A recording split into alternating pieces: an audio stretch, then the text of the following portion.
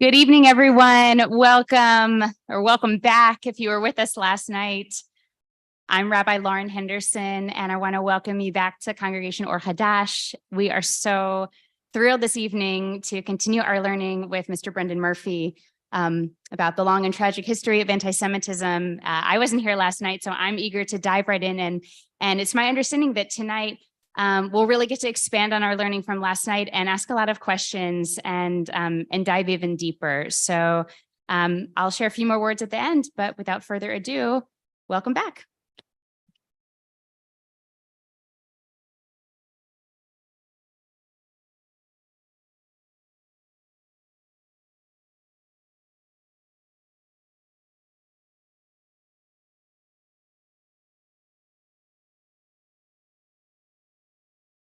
Oh, there it is working. Okay, good.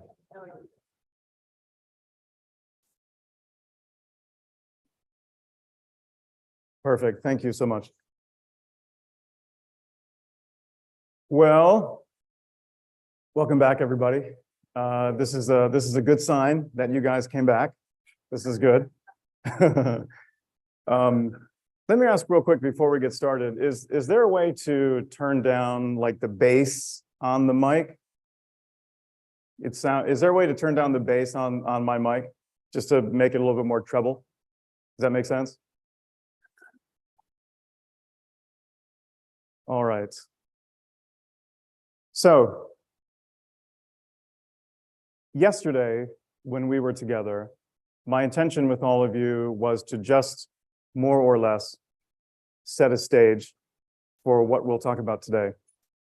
And again, to remind you, as promised, despite how dark this history gets, despite this road that we'll be traveling together for the next 2 hours, I promise, as I said yesterday, to bring us to a place of hope, because of course we need it.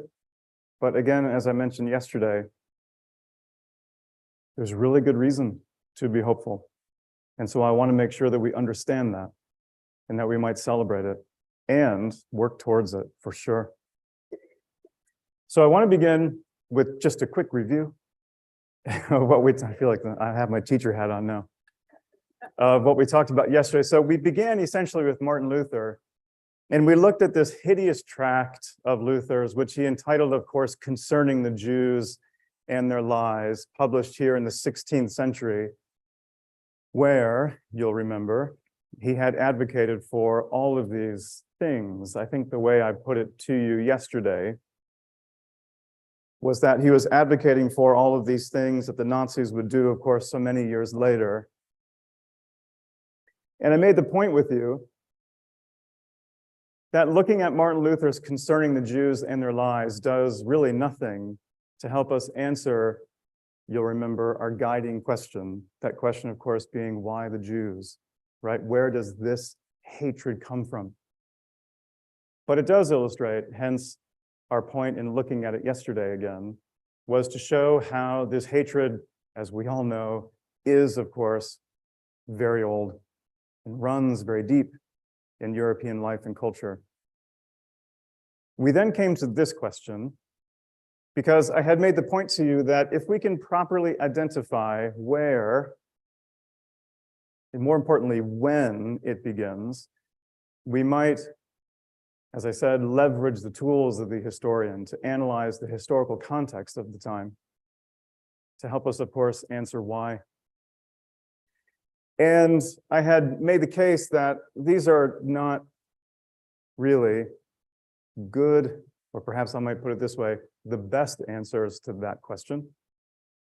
And so instead, I had presented something of a thesis to you, an argument, which was that we begin to see, I said yesterday, some of the most obvious, the clearest expressions of a deep, I think, again, I use the word caustic, bitter hatred towards the Jews because of their Jewishness, we said, with the rise of Christianity.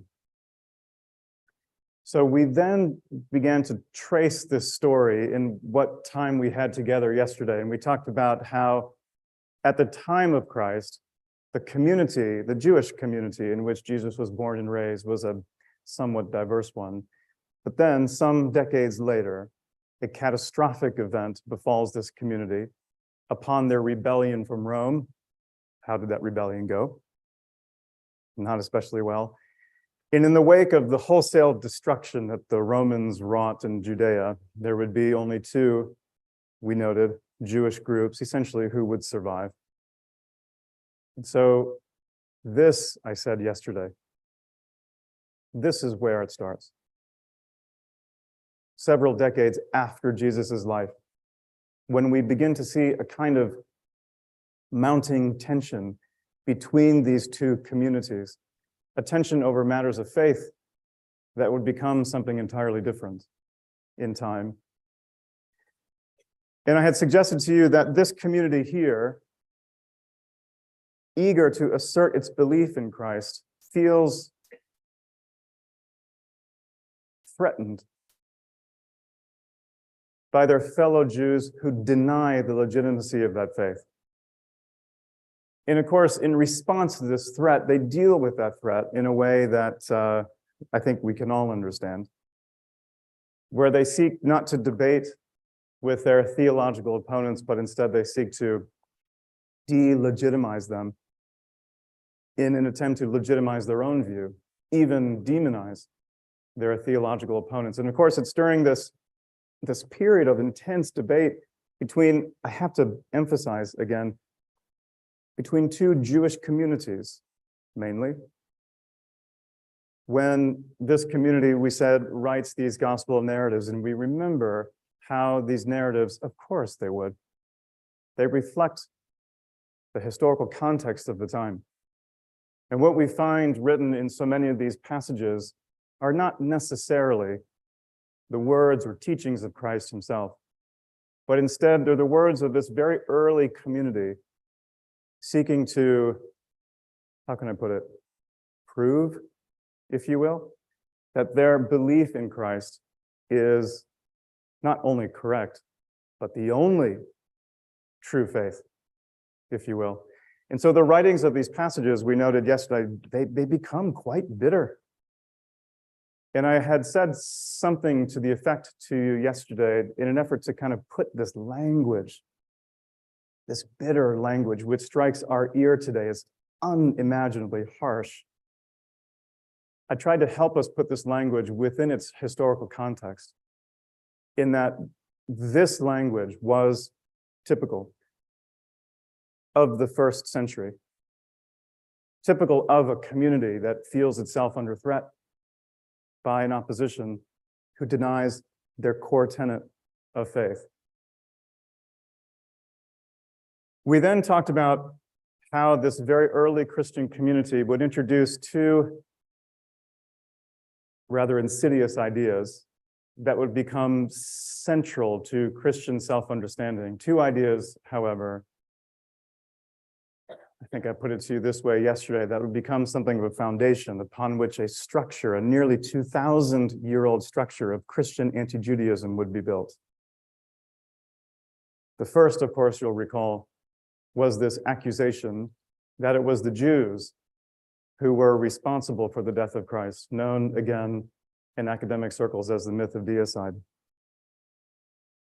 And I had made the point to you as to, and we saw this in the writings of Chrysostom, about how far this accusation is carried. Do you remember? I had said to you yesterday that early Christian theologians, lay people as well, will develop this idea that the Jews killed Christ because they knew who he was. That's why they did it, right? That's how far this accusation and how damning this accusation will become. They are essentially, we saw this again in Chrysostom's language, Jews. They are essentially demonic. And as this evil entity among us, they desire nothing more than to kill God. Then, largely as a consequence of this murder, God, we said, had broken the covenants. A covenant, of course, meant to last for eternity, and has passed that covenant down now to a new people, Christians, of course, known again as sometimes called replacement theology, but in other communities referred to as the myth of supersession. So these two ideas, both deicide and supersession, will become deeply rooted in Christian belief, Christian teaching, Christian iconography, as we'll see today. And then lastly, we moved into this so-called patristic period, where, again, this faith, this belief becomes an institution, becomes a church. And my point in looking at Chrysostom, well, there were many points to be sure, but one of the points I wanted to make with us reading that homily together was to show how, as the church was taking shape, a very clear picture is emerging from among church leadership as to their position towards the Jews, which becomes, again, structured within its theology.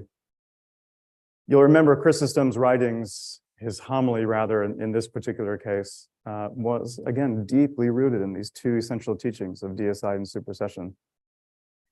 By the way, he is a saint. St. John Chrysostom, of course, he was canonized. Chrysostom, by the way, means golden-tongued because of his reputation as a public speaker, his eloquence.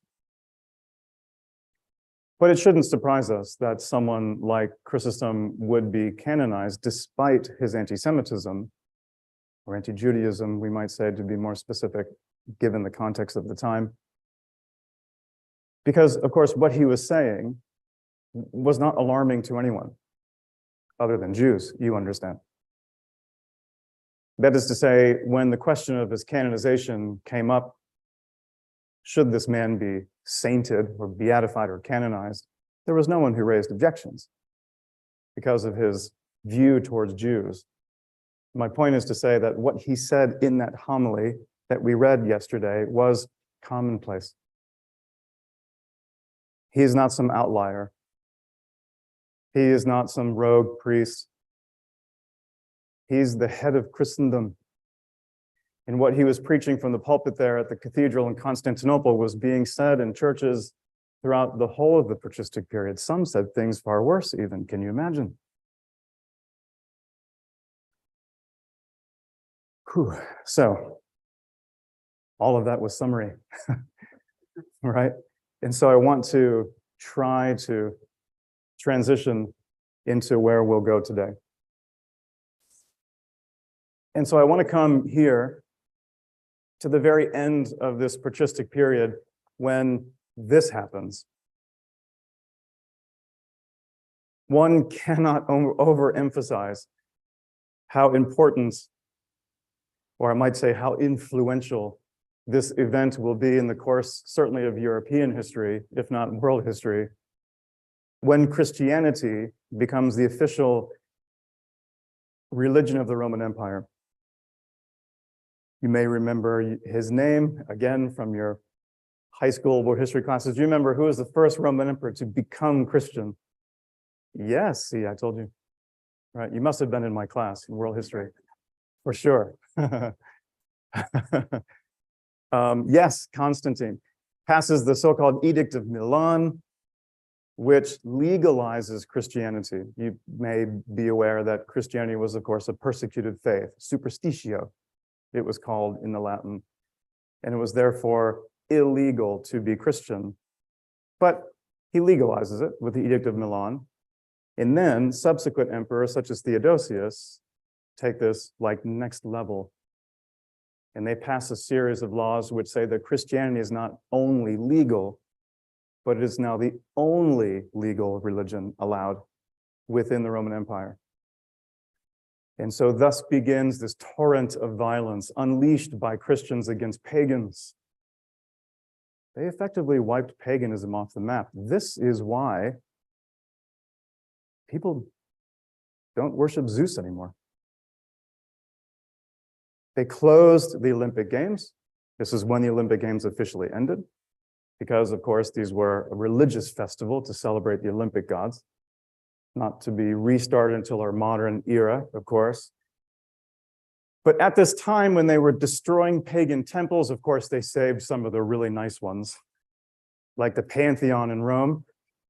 Have you been to the Pantheon? Yeah. Pantheon, of course, means all gods. It was built by the Romans to celebrate their gods. It's converted into a Christian church, as was the Parthenon, of course, in Athens. The same. So they saved the nice ones. But within the highest levels of Roman officialdom, getting back to our story, within the highest levels of Roman officialdom, this question was raised.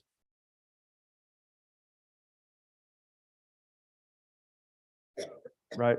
What to do about the Jews? You know, all of you know, the answer they gave to that question. Of course, you know this because you are Jews, those of you who identify as such. The decision was made to allow Judaism to continue, legally to continue. And this is a remarkable decision, especially against the backdrop of this history that we traced together yesterday, especially in light of the teachings of people like Chrysostom and many others. It is somewhat surprising. It was a good decision, clearly, but it is surprising that the decision was made to allow Judaism to continue right alongside Christianity. However,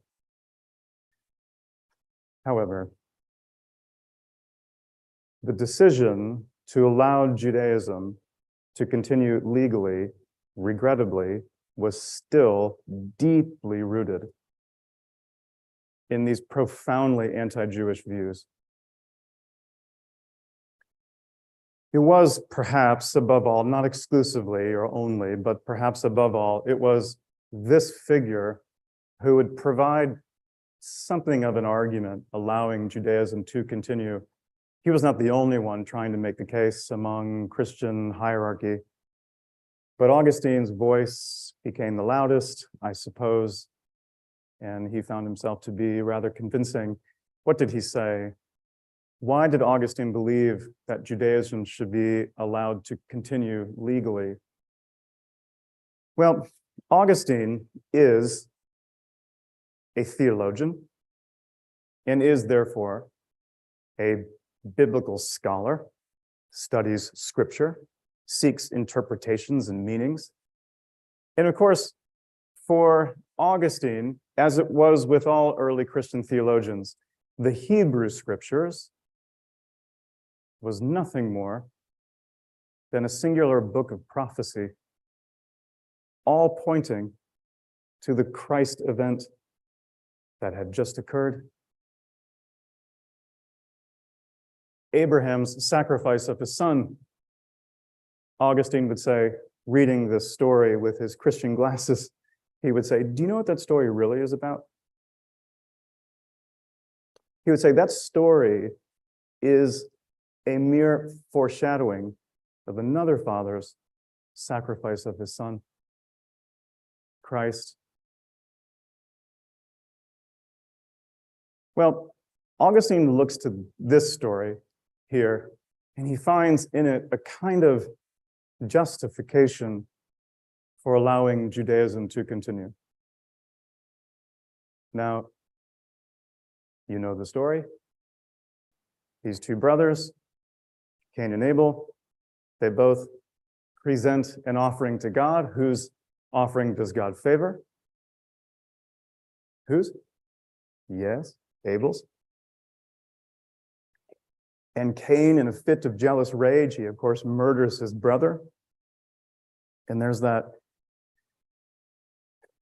haunting moment when God kind of returns to the scene and says to Cain, "Where is your brother Abel?" And Cain's retort, like a spoiled brat, says, "What? Am I my brother's keeper?"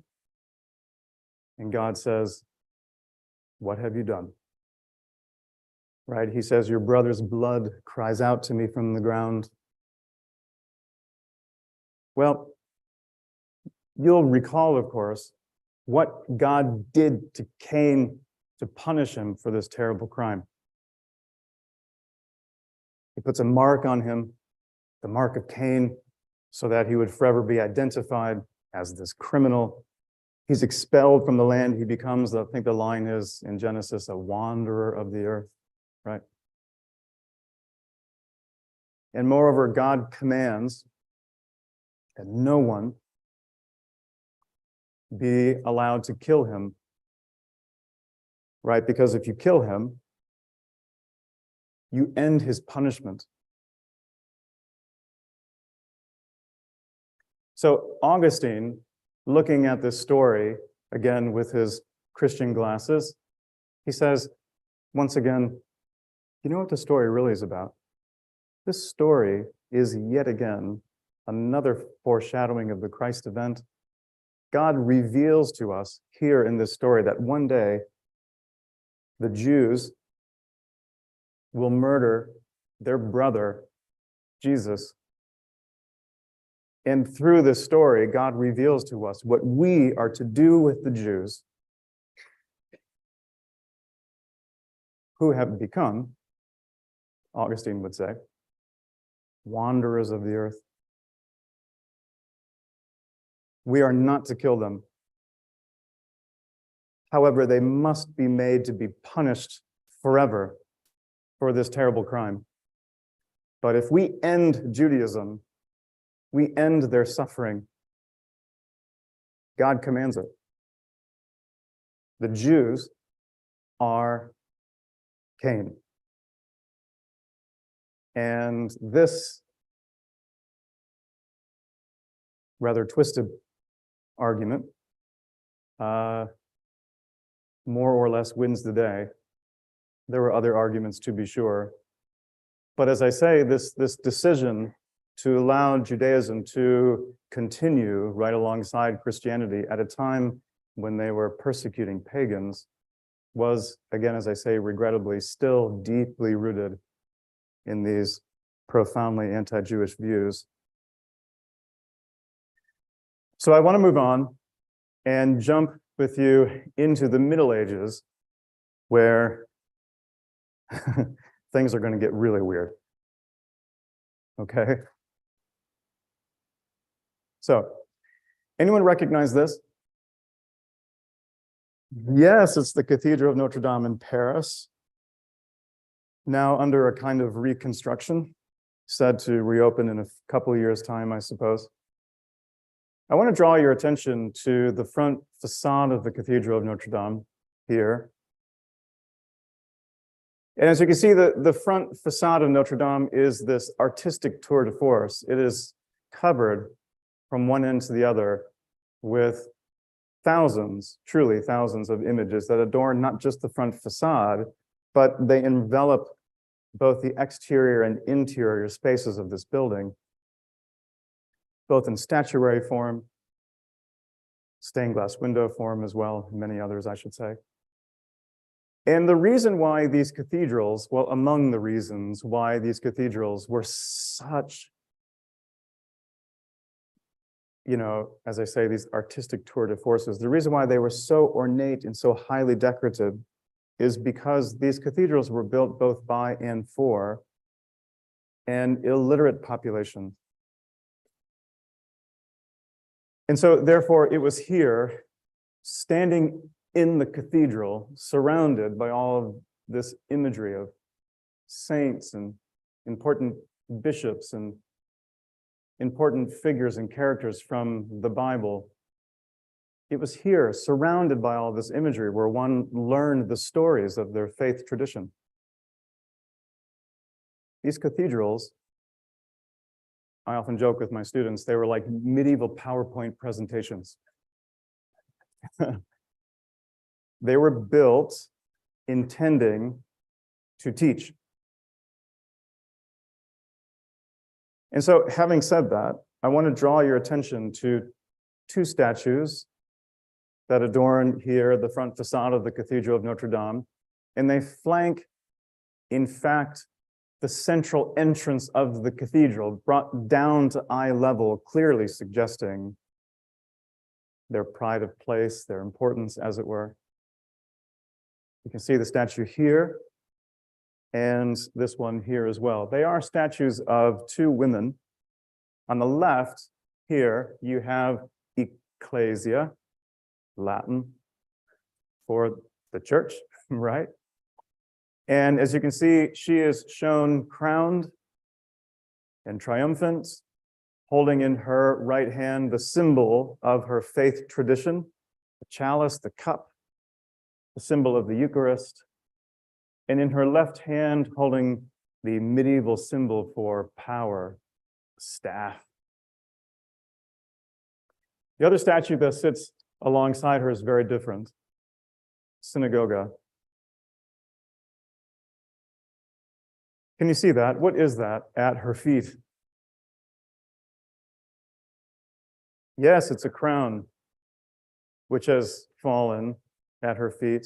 And like ecclesia, synagogue is also holding in her right hand there the symbol of her own faith tradition. Here, the tablets of the law, identifying her as Judaism. And moreover, like ecclesia, she is also holding that medieval symbol for power and authority, the staff. But as you can see, the staff is broken. Not, mind you, broken through the vagaries of time. No, it was made that way. In fact, it's broken twice. Once here at her wrist, and again, if you can see in that shadow, at her shoulder. And what is that wrapped around her head? What's the symbolism of the snake, of course? Yes, yes, Satan, evil. Did you say sin? Yes, exactly, evil, sin, Satan, which, as you can see, has strategically wrapped itself around what specifically? Yes, her eyes, blinding her to the truth.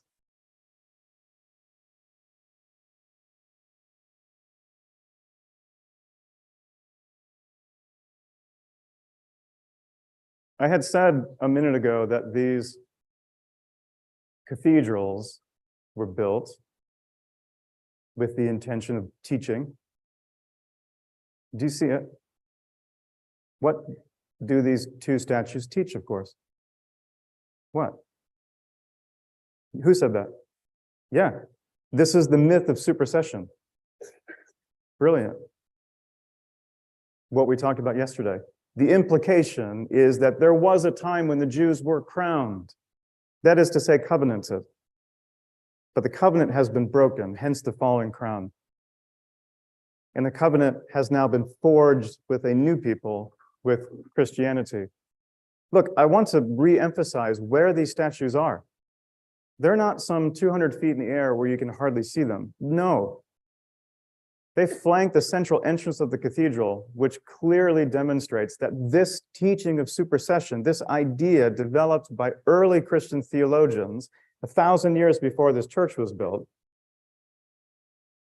was not some obscure idea or some radical theology. No, it was central to Christian self-understanding. And if this is true, that this teaching of supersession was in fact so important, then we would expect to find their representations elsewhere. And of course, they're all over the place. You can see them here in Bamberg. This is their representation here in Strasbourg. You can see them a little more clearly here. My students often comment, by the way, on the posture of both ecclesia and synagogue. This is clearly intentional. The posture of ecclesia here is, of course, one of strength, confidence, triumphant. And by contrast, the posture of synagogue is one of being downtrodden, humiliated, defeated, shamed, embarrassed. This, again, is, as I say, intentional. Very often, not always, but very often you find the staff broken twice with synagogue, and of course this is intentional, it must be. And the primary reason why the staff is shown to be broken twice is because the broken staff is symbolic of God's condemnation of the Jews, his rejection, if you will, of the Jews, which of course created this broken covenant. Well, for early Christian theologians who developed this idea, do you remember we talked about this yesterday, how upon the Jewish rebellion from Rome, the Roman legionary soldiers destroyed the temple, almost all of it. Well, for early Christian theologians like Augustine, the destruction of the temple was interpreted as God's wrath, his condemnation. And of course, as you know, that was the second time that temple had been destroyed. And so the staff is often shown to be broken twice to invoke the memory of this rejection, if you will. Very often when you see depictions of ecclesia and synagoga shown alongside the crucifixion, there's an interesting detail in that you find in depictions like this, the crown, do you see it, just falling midair here off the head of synagoga. And that is because in accordance with this teaching of supersession, this was the moment when the Jews killed Christ.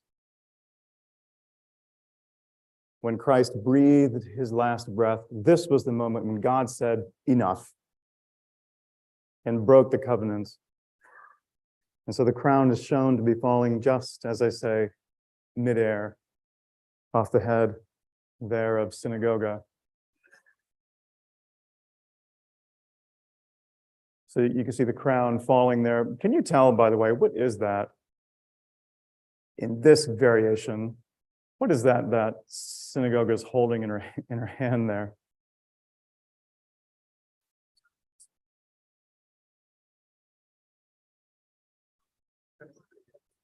Yeah, it's the decapitated head of a goat.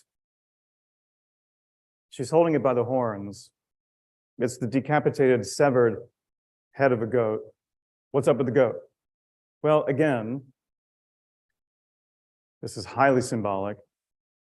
And it's in reference to a passage found in the Gospels where Jesus references what Christians refer to as the second coming. Christ says in his passage essentially that I will return one day. And when I do, he says in this passage, he says, I will separate the sheep from the goats. And the sheep, he says, will go to heaven, and the goats will go to hell. And I think ever since that line was written, goats have always gotten a bad rap. You know, they've often been associated with evil, with sin, with rejection. And so the symbolism here, look, truth be told, the symbolism shown here, lost to us in the 21st century, would have been well understood by congregates sitting in their churches, gazing upon this image day after day. This is devil worship. That's what this is. This goat has been sacrificed as a kind of ritual sacrifice to Satan. You can see the goat here as well.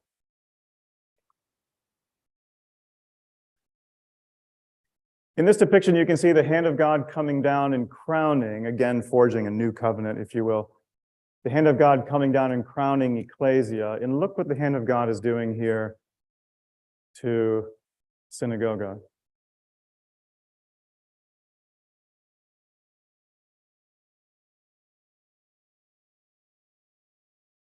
Violently plunging this medieval broadsword straight through her skull, violently knocking this crown off of her head.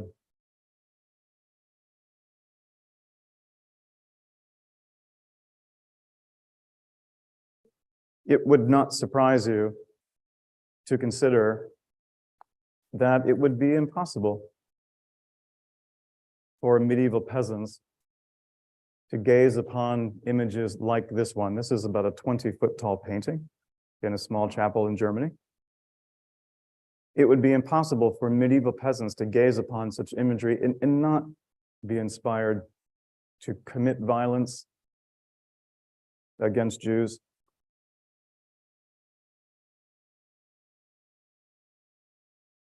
In this variation, you have this sort of medieval jousting tournament. Here you have Ecclesia ready to pierce Synagoga with her lance. By the way, can you tell, what is Synagoga riding there? Yeah, it's a pig. We'll come back to the pig. More on that later. Again, the hand of God coming down and crowning Ecclesia. And here, the hand of God with that bloodied medieval broadsword, violently knocking the crown off the head of Synagoga. Again, the goat imagery there. This is from a baptismal font at a church in northern England. And this is like a marbled baptismal font. And this is chiseled here into the side of the baptismal font. Hardly needs interpretation. But it's just another variation on this theme. Right, Ecclesia shown here in the full bloom of life and sunlight. Do you see the sun? Right.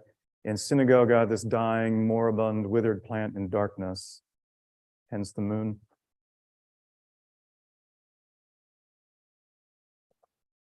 And yet another variation, this one from Spain. Ecclesia is this young, virginal woman, and Synagoga is this, decrepit, elderly woman.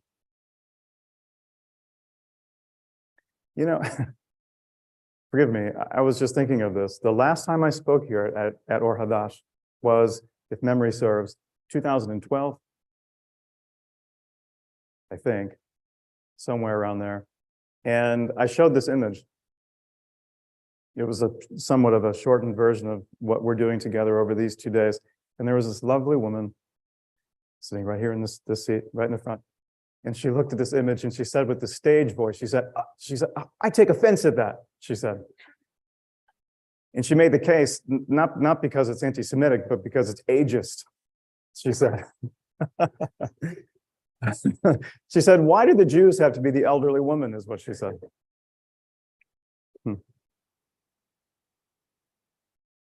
It was a needed moment of levity,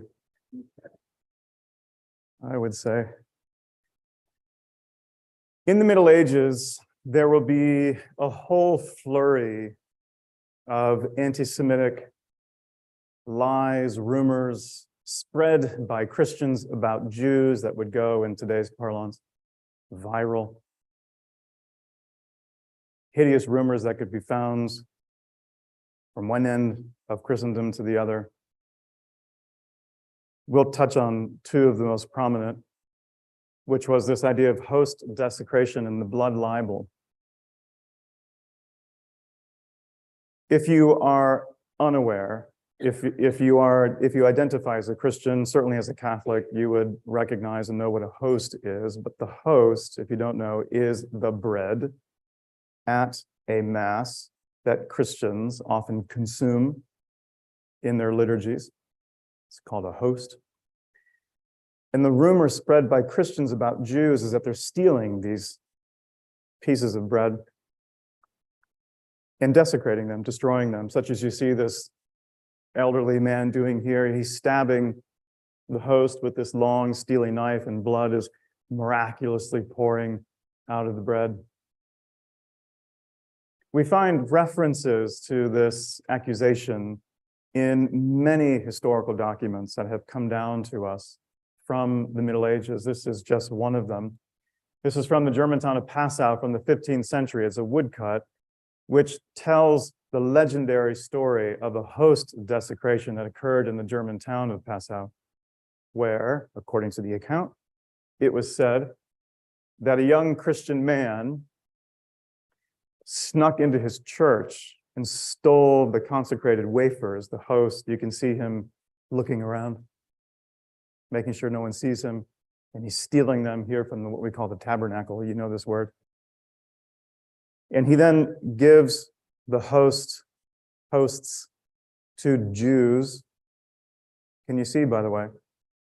What are they giving him for it? Here. Money. We'll come back to this. The Jews then take the consecrated host back to their synagogue and begin desecrating it, once again stabbing it with these long, steely knives, and blood is miraculously pouring out of the bread. They then take what remains of the bread and throw it into a fire. And according to the legend, according to the account, the moment the bread was thrown into the fire, the Christ child appeared, poof, amidst the flames.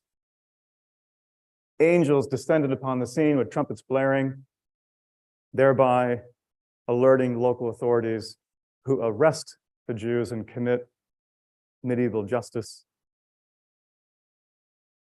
In communities across the sweep of Christendom, Jews will be massacred by Christian mobs or Christian authorities upon this accusation of host desecration.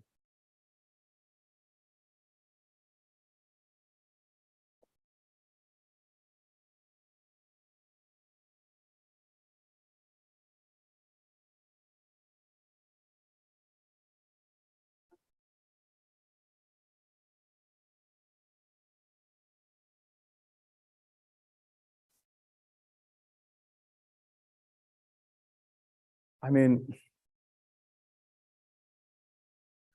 can you even imagine?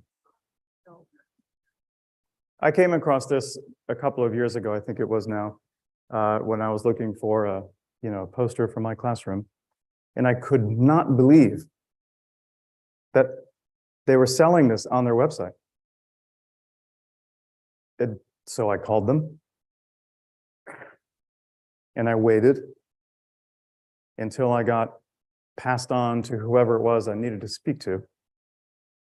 And I got some high-level manager on the phone, and to her credit, she listened for 30 minutes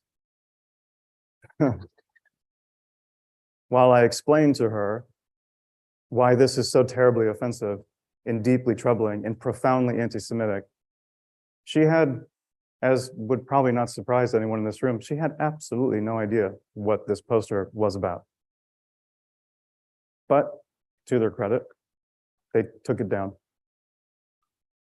It's no longer sold. Small steps. But I want to come to this question, right? Why are Jews accused of desecrating the host?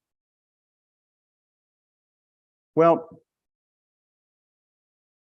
it's highly instructive to note that this accusation of host desecration does not emerge until after the year 1215. There's a reason for that. And that is because in 1215, the Catholic Church held a very important meeting, a council, we call them, where the Pope called together the bishops to Rome. It was known as the Fourth Lateran Council, named after the neighborhood outside of Rome, Lateran. And it was at this council, the Fourth Lateran Council of 1215, where the Catholic Church officially proclaimed a doctrine we Catholics refer to, this is something of a tongue twister of a word, we refer to this teaching, this theology, as transubstantiation. My students love that word. Which is this belief held within the Catholic Church that at the Mass, bread, substance of the bread, is sacramentally transformed into the body of Christ.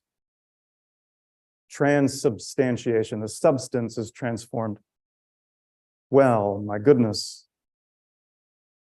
Once the church officially proclaims this doctrine that Christ is present in the bread, well, Christians say, Wouldn't the Jews love to get their hands on that?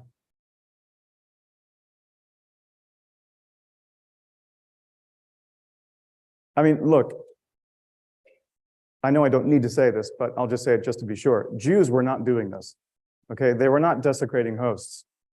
I will confess to all of you, confession's a very Catholic thing. I will confess to all of you that, you know, maybe this is admitting too much, but I have a hard enough time with my little brain wrapping my head around this profoundly challenging theology of transubstantiation. I mean, that's a hard one. Of course, it comes down to faith. Well,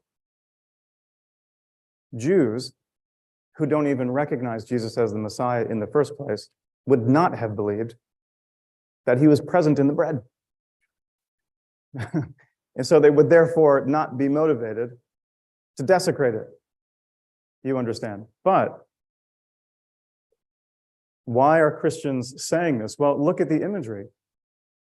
What are they doing to the bread? They're not stomping on it or throwing it over a bridge into the river. What are they doing to the bread? They're stabbing it. What is this? It's a reenactment of what? The crucifixion. And so this accusation of host desecration, of course, tells us far more about Christian prejudice than it does about Jewish practice. What it says is that Jews are Christ killers. And now that we know that Christ is once again here, present among us in this bread, well, the Jews would desire nothing more than to crucify him again.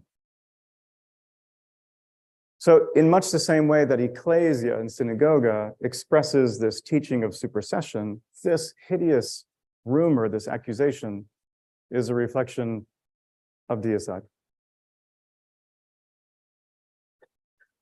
The blood libel is this particularly hideous accusation spread by Christians about Jews, which said that Jews were kidnapping Christian children and ritually murdering them. Here you can see this Christian boy being prepared for a ritual sacrifice. He's being boiled in a cauldron. And as Jews ritually sacrifice Christian children, they collect their blood and ingest it, either directly, it was rumored, or, as it was often said, the blood of Christian children was used as an ingredient in their Passover meal. One of the first known blood libel accusations occurred way up here in England in a little town called Norwich, where there was a young boy there named William who one day went missing and was found dead some days later. And the Christian community of Norwich rose in a righteous anger and accused the Jewish community of Norwich of having committed a ritual murder. There was, according to demographic accounts, just about 7 Jewish families who lived in this little village. But once this accusation is first made, it becomes something of a Pandora's box, and it just goes viral. And we have suddenly myriad, hundreds, in fact, thousands of accusations leveled against Jews in Christian communities across the whole of European Christendom. And of course, in many of these instances, the retribution is unimaginable. The violence, massacres, forced expulsions, destruction of property, acquisition of theft of wealth, if you will. The list goes on. One of the most well-known blood libel accusations occurred in the city of Trent, there in northern Italy, where in this case, there was a young boy named Simon who, like William, one day went missing, and his body was found hacked to death some days later in a ditch. And the Christian community of Trent once again rose in a kind of righteous anger and accused the Jews of having again committed a kind of ritual murder. And the reason why I say this particular story becomes so well known is because this accusation happened to coincide around the time of the invention of the printing press. And so it would go viral, as we say, in broadsheets like this one that told of the purported ritual murder of Simon could be found in Christian communities from one end of Europe to the other. Here you can see, of course, Simon being forcibly held back against his will while Jews cut into him and drain his and collect his blood in that bowl there. Today, in the town of Trent, there's this lovely sort of Renaissance building that was built in the years that immediately followed this accusation. And it was built, this building was, right on the spot where the Jewish synagogue once stood. That synagogue was, of course, destroyed. Jewish homes and residences likewise were destroyed, looted first. Many were arrested and massacred here in Trent. Others were forcibly expelled and driven out of the community, and the Christians took over, if you will, this sort of neighborhood and built this building as a celebration. And on the facade of this building, you see these two kind of stone medallions here, which tell the story of this ritual murder of Simon of Trent. You can see in the one on the left here, he is shown once again being forcibly held against his will by these Jews who are cutting into him and collecting his blood in this massive bowl at his feet. And the other image shows Simon now reigning from on high as a saint. He became Saint Simon of Trent because he was deemed to have been by Christian authorities martyred by Jews. That is to say, he died for the faith. And in accordance with medieval Christian practice, the city of Trent became a pilgrimage site where Christians would travel from afar to venerate the bones of Saint Simon of Trent, seeking indulgences, healings, whatever the case may be. You know, I wonder, as they wait in line at Maisons du Monde, a beautiful cafe, I wonder if they know what that statue is that sits right above them. Probably not, but they should. This is another depiction here of Simon of Trent. You can see him again strapped to this table with all these multiple stab wounds across his body. It says both in German and French, this portrait here, well, let me go to the top. This infant named Simon, age 2, was murdered by the Jews Holy Thursday in the year 1475. It says this portrait, essentially it says, hangs on the front gate of Frankfurt. Do you remember in the Middle Ages, all of these towns, all of these cities that you've heard of in Europe today, they all had walls around them for the purposes of protection, of course. And they all had gates through which travelers would enter to come into the city. In many of these cities in Europe, they've preserved some of these gates, if you've seen them. And these gates were often places for advertisements, billboards. This was one of the billboards that hung for many years at the entrance gate of Frankfurt. But it's less the image of Simon that I wanted to show you, and it's more the image that sits underneath it. So this one.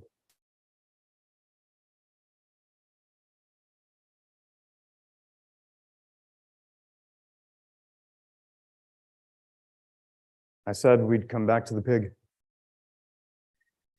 In this particularly grotesque depiction, you can see this pig is central to the image. The pig is, as you can see, eating its own feces. Pigs will do that, by the way. This is why, among other reasons, there are many communities, religious traditions, and cultures around the world which do not eat anything that comes from pigs. You can see a Jewish man suckling the pig from underneath. You can see a second Jewish man eating the pig's feces directly from the source. You can see a third Jewish man straddling the pig, holding up the tail to effect this eating. You can see a fourth Jewish man in the background with goat horns coming out of his head. We understand the symbolism there. And you see yet a fifth Jewish man in the background leading a goat into the proceedings, presumably for that satanic ritual sacrifice. This grotesque depiction of Jews was, in a word, popular.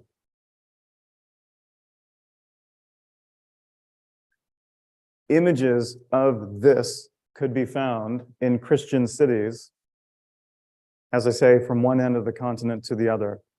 It had become so ubiquitous that historians have given it its own name. It's known oftentimes as the Judensau, the Jewish pig. And of course, as you would rightly recognize, the intention of the imagery is meant to dehumanize. We cannot hate, as you know, until we dehumanize. Right? There are some variations on the theme, but they all convey the same grotesqueness.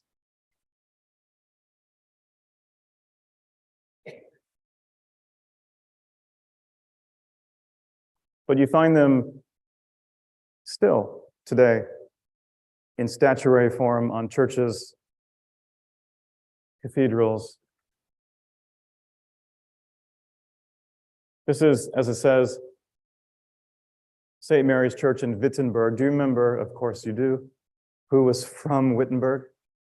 Yes, Martin Luther. This church, St. Mary's, sits more or less across the street from the university where he taught theology, not far from actually where his office was. And this was the church where Luther said Mass every day. He was a priest. This is not the church, by the way, where tradition says he posted the 95 Theses. That's just down the street, the cathedral. But on this church, Luther's favorite, if you look way up here on the corner, there is, yet again, this popular image of the Judensau. Luther kept a journal throughout his adult life, and he once commented on this image here of the Judensau in Wittenberg. And this is what he said about this statue in his journal.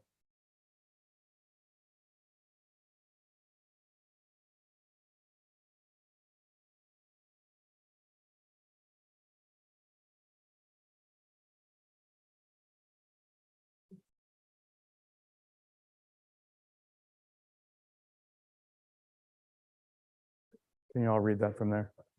Okay. You can see here it says Rabbi.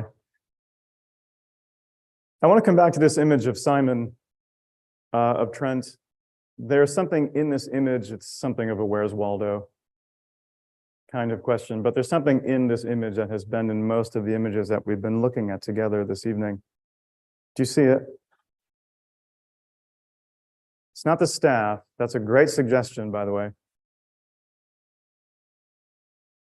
Say it again.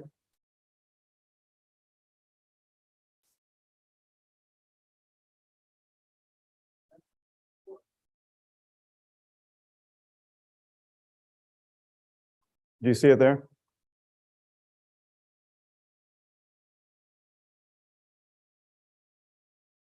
What is this? Yeah. So at that same Fourth Lateran Council in 1215, the church had made several promulgations in addition to transubstantiation. Among them was a ruling, if you will, that Jews would be required to wear a distinguishing badge on their clothing. And of course, as we know, we'll see this again.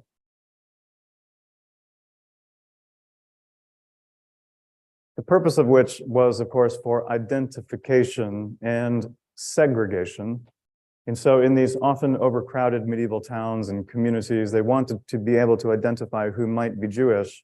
And so here you see this Jewish man here on the far right with the badge on the back of his cloak there. In some communities, such as in Prague and others, the badge was found not to be, how can I put it, identifiable enough. And so either in addition to or the badge, they were required to wear this oddly pointed hat, such as you see this man wearing here. And very often in medieval iconography of Jews, you see them wearing these very strange pointy hats. This was in accordance with local law, where Jews were required to wear that distinguishing mark. And so you often see them wearing these strange hats. The Black Death, which was said to have killed some, can you imagine, 1/3, many historians believe, most historians believe, 1/3 of Europe's population had died as a result of this bubonic plague. And of course, in many communities, Jews would be accused of it, accused of causing it. And in many communities like here in Strasbourg and others, Jews would be rounded up and in some cases burned alive upon this accusation, it was said, of poisoning the wells, causing this widespread death. The Crusades were a terrifying time for medieval Jews. When the Crusades were announced in 1095 and begun in 1096, can you imagine, tens of thousands of Christian crusaders walked to Jerusalem from places like Paris. And of course, these roaming bands of medieval knights following the rivers as you would, because all towns were built on these rivers. So they would leapfrog from one town to the next. And there are myriad documents found by historians through the years that have survived, which attest to the fact that in many of these communities, Jews were given the choice, choice, of conversion or death. And if you look at the map here, all of the towns, villages, cities, and communities that are listed on this map are towns, villages, cities, and communities where historians have uncovered these documents. I mean, it is everywhere.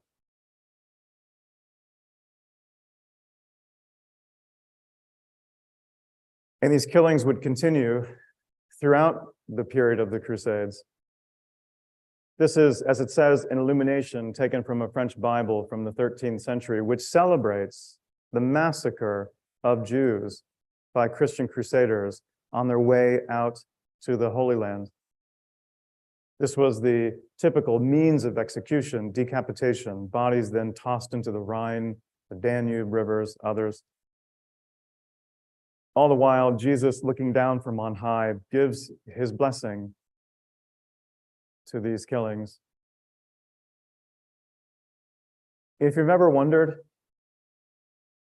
where that long-standing stereotype comes from that still persists today, that very often associates Jews with greed and money, in large part, though again, not exclusively, but in large part, it comes out of the story of Judas, who, according to the scripture accounts, was the figure who betrayed Jesus to the authorities, leading directly to his crucifixion. And he did it for money.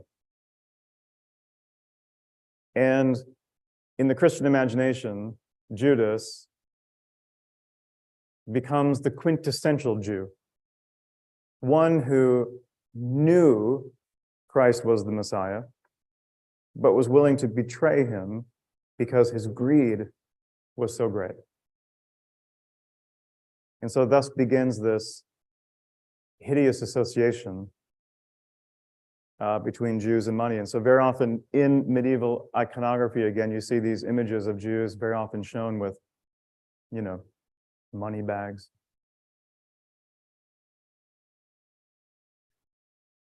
Throughout the period of the Middle Ages, Jews would be forcibly expelled from communities all over Christendom. All of these areas shown here in yellow are areas and regions, kingdoms and principalities where Jews had been forcibly expelled. I mean, it's really everywhere. Is there a way to turn the AC up to make it a bit cooler in the room? Yeah, thank you. Or should I say down? I always don't know that. I want to draw your attention to two things. First of all, look at all those arrows pointing to Poland. That is because there were a series of Polish kings, beginning with Kazimierz the Great, who made it known that Jewish refugees, having been forcibly expelled from other communities, that they would be allowed safe haven in Poland, and they came in droves.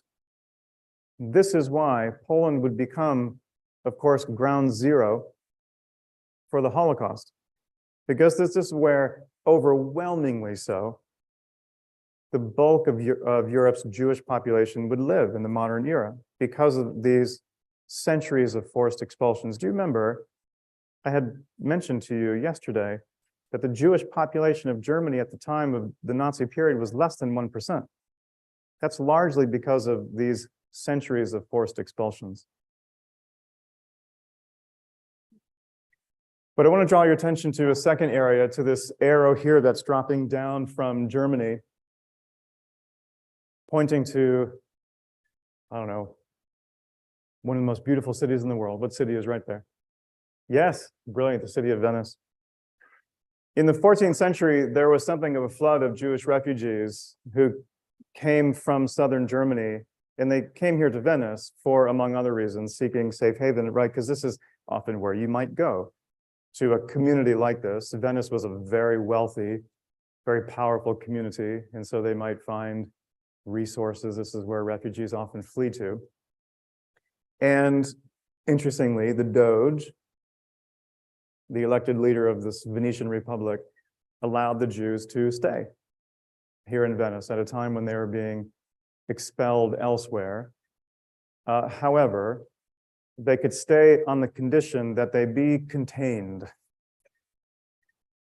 And so the Doge, together with his advisors, looked over the map of Venice for an appropriate place to put them. And there was this little neighborhood up here in sort of the northwest corner of Venice that had recently been abandoned. And so the Doge said, put the Jews there. There are two bridges that lead into this little neighborhood. We can erect cast iron gates upon these bridges. We can lock those gates at nightfall, require Jews to be in their neighborhood at sundown. We can unlock those gates in the morning and allow Jews to go about Venice in a very limited way, wearing the badge. Well, the reason why this particular neighborhood in Venice had been abandoned recently at the time was because it used to be a foundry complex. Y'all know, of course, a foundry is where you essentially kind of like melt iron ore. You've seen images of this before. And you pour it like into cast, looks like golden, like molten lava. And you make, metal things, cannonballs, cannons, swords, whatever the case may be. Well, foundries are very polluting. And so the people of Venice demanded that the foundry be dismantled and rebuilt essentially on the mainland, which they did, leaving this little neighborhood abandoned. So the Doge said, put them in the foundry. Well, foundry is, of course, an English word. The Italian word for this neighborhood was ghetto. Ghetto. And if you speak German, you know that there is no real J sound in German. And so for the German Jews forced to live in the ghetto, it became, of course, for them, the ghetto, right? This is, by the way, the origin of the word ghetto in terms of meaning an impoverished neighborhood, if you will. In this policy of forced ghettoization of Jews here in Venice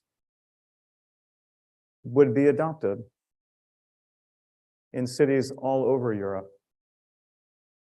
Rome, Paris, Prague, Munich, you name it. All of these cities, following Venice's lead, would erect these ghettos. It is still one of the Jewish neighborhoods of Venice. Has anyone been there? Yes, it's extraordinary, isn't it? You've walked inside those synagogues, haven't you? It's extraordinary. Can I tell you a story?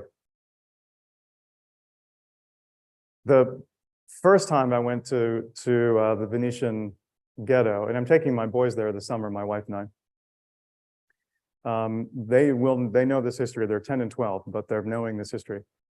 And the first time I went to the ghetto, I went into that synagogue there.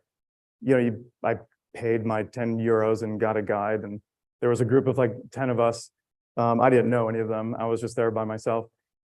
And so they took us through the ghetto. It was an extraordinary introduction to this neighborhood for me. This is many years ago.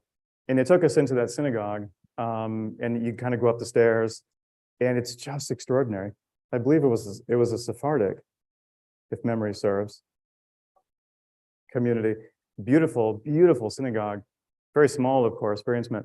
And so the guide then, said what needed to be said, and then kind of left. And I was just standing in there, like kind of taking all of this in. And suddenly I heard that door close and lock.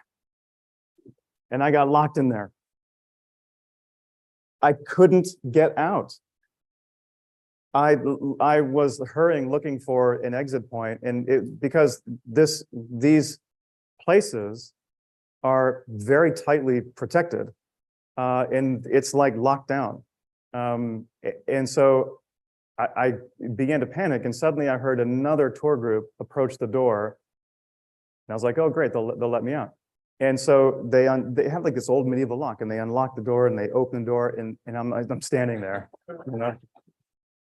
And there was this tour guide who wasn't the one who was with my group, but she was like, like frightened, terrified that she encountered this stranger in there. And I just sort of like put my head down and scurried away as quickly as I could. But it is beautiful, isn't it? That community in Venice. So look, we have come full circle. We started this conversation with Luther, and then we went back to try to trace the origins of this hatred he spewed so vilely in that hideous tract of his, to try to make sense out of where this hatred was coming from. But I want you to consider this. Now, just think about this for a minute. As tragic as this history had become, this history that we've been tracing together yesterday and today, as violent, as shocking, as horrifying as this history had become, there was never a deliberate or systematic attempt to exterminate the Jews until our modern era.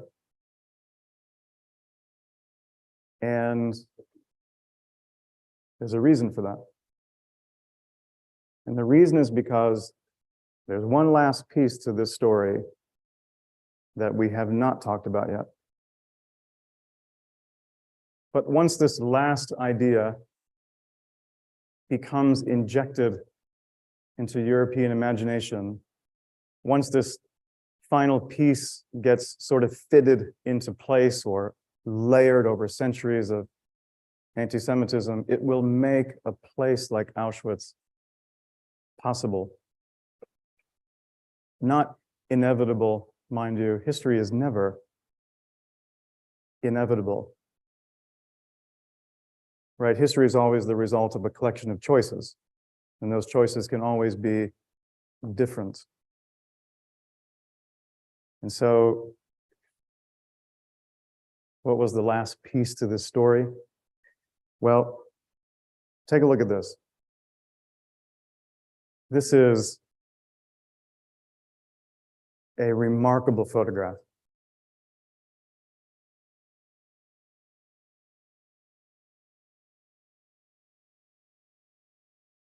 This photograph was taken, as it says there, in 1909, not that long ago, from a little town called Shreveport, Louisiana, not too far from here. And what you're looking at is a crowd of folks all dressed in their Sunday best. And they've brought their children here to be entered into a contest where, upon entrance into this small building, these children will be inspected by a staff of medical professionals to determine, I am not making this up, to determine the quality of their whiteness.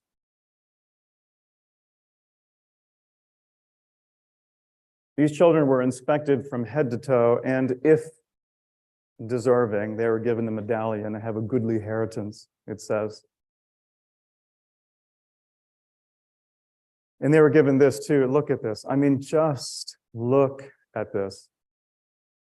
Louisiana State Fair, Shreveport, Louisiana, a sound mind and a sound body. This certifies that, so they put your name in there. And then look at this. You are given a grade that quantified the quality of your whiteness as it was understood. In the Better Babies contest held under the auspices of the Louisiana State Fair and Women's Home Companion, signed by all of these officials and given the official state seal of the state of Louisiana. I mean, look, if this was something that you had received a high grade on, it would be something that your parents would frame and hang prominently somewhere in the home. But what if you didn't? Well, there he is there, the winner of the second annual Better Babies contest. I mean, it's like you look at this image, right? And it's the proverbial, like you don't know whether to laugh or cry, right? The absurdity of it all. Well, as I'm sure you are aware, this exact kind of thing was going on in Nazi Germany around the same time as well. In this photograph, these two twins are being examined. This is in Germany, in Berlin. They're being examined by another medical professional who is attempting to determine the quality of what they called, of course, as you know, their Aryanness. And what he's doing is he's measuring the color of their eyes against these marbled eyes, if you will, found in this placard. The idea is, you know, being the fairer the eye, the lighter the eye color, the more Aryan one was deemed to be. And they measured your hair color as well, same principle. The lighter or the fairer the hair, the more Aryan one was deemed to be. And they did this as well. They measured the circumference of your skull, and they developed this device that worked like this, because it was believed that the Aryan race had a kind of predetermined skull size, and the closer the size of your skull came to it, the more Aryan one was deemed to be. Skull measurements. Well,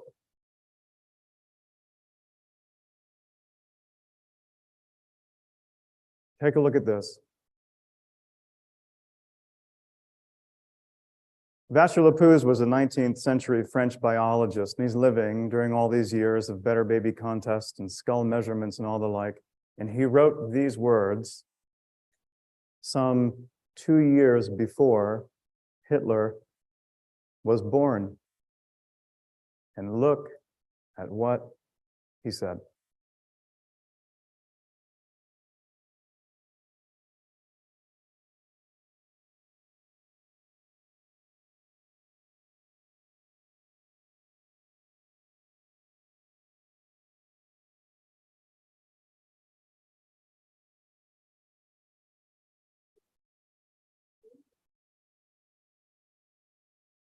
I am convinced, he says, not, I think maybe, perhaps, no. He says, I am convinced that in the next century, people will slaughter each other by the millions because of a degree or two difference in their cephalic index. And he says, in the last, sentimentalists will be able to witness the most massive extermination of peoples. I mean, it is just a stunning prediction.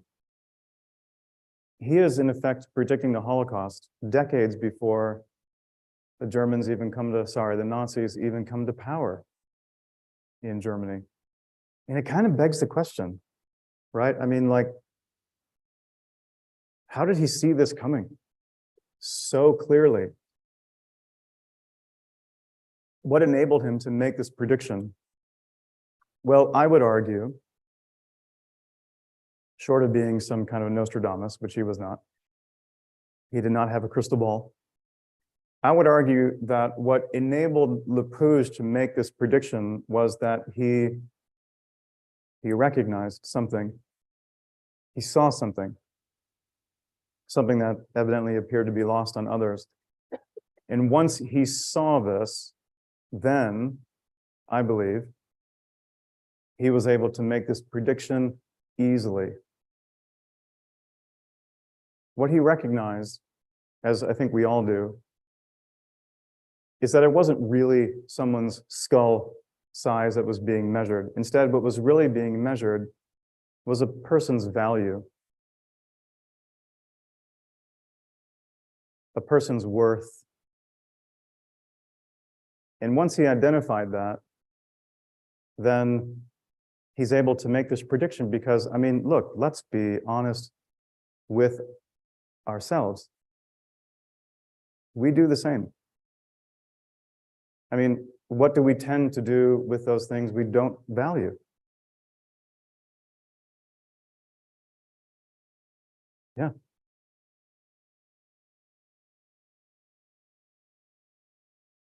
We get rid of, we grow indifferent towards, we bully, we harass. Conversely, those things we do value, we love, we embrace, we encourage. This is what we do.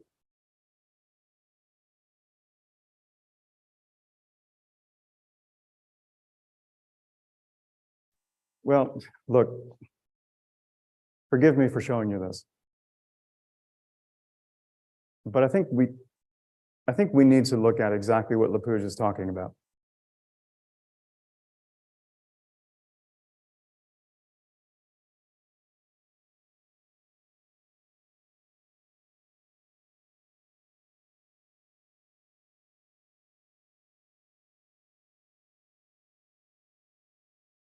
This photograph was taken in Marion, Indiana, in the early 1900s. We know lynchings were an epidemic in this country as a means of terror, death, in the name of white supremacy. We know this history. And this, look at this. I mean, just look at this. Here, holding hands and smiling. Do you remember? We have seen those smiling faces before. Yesterday.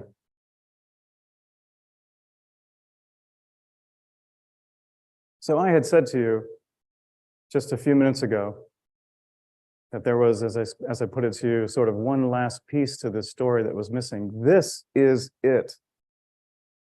This is it. What is this? What is this an image of? Of course. No, this. What is this an image of? Clearly. It's racism. Yes, the legacy of slavery, as you say. This is racism. It is a white mob lynching two black men. And we don't need to go as far as Indiana to know this history. Now look, just to be sure, we understand this concept of race, which is a relatively new idea. This is something of an oversimplification, but just to be sure we understand this concept of race.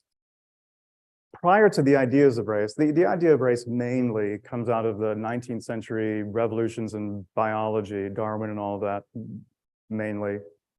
But prior to that, say during the time of Martin Luther in the 16th century, it was commonly understood that the entire human family could trace its origins back to one original pair from which the entire human family had been, if you will, generated.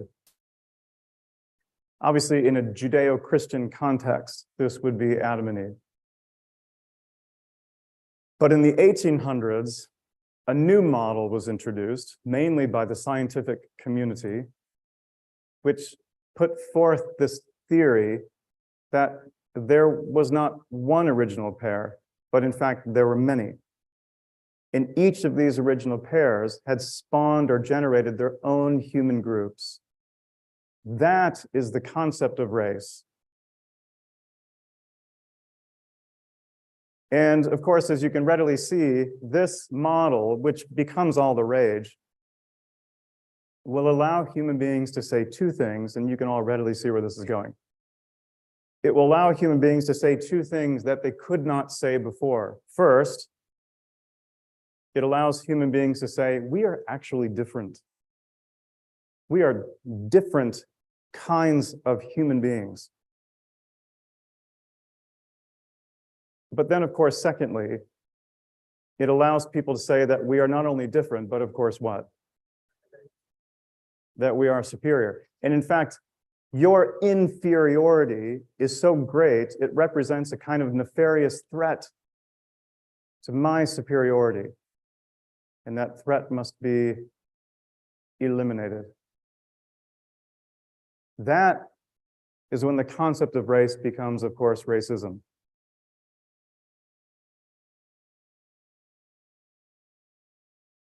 We would do well to remember or to understand or appreciate that this model here today, introduced in the 19th century, has been completely debunked. That, in fact, is not scientific. We have an exponentially greater understanding of human genetics today than they did back then. And we know for sure, genetically speaking, the entire human family is nearly 99% identical. Nonetheless, racism endures. And look, I know none of us in this room need to be reminded of how dangerous this idea is, racism. But just to be sure,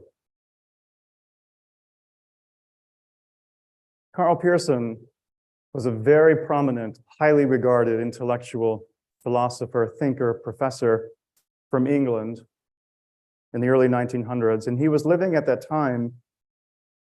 Do you remember how massive, during this so-called age of imperialism, how massive the British colonial empire had become? It spanned the globe.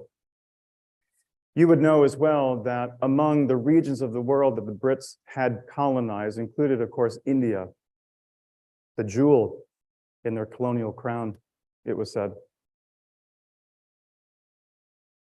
Well, you may be aware, too, that when the British colonized India, they forced millions of Indian peasants to stop growing food and required them instead to grow indigo, a colorant, as you know, used in dyeing cloth, needed for the insatiable appetites of the factories of Manchester, Leeds, Liverpool. And as a direct result of this British policy, millions, and I mean millions, of Indian peasants died of starvation. And the London Times was doing something of an expose on this tragedy. And for this story, they interviewed Karl Pearson, the great intellect of the age, for perspective on the deaths of these millions of Indian peasants. And when asked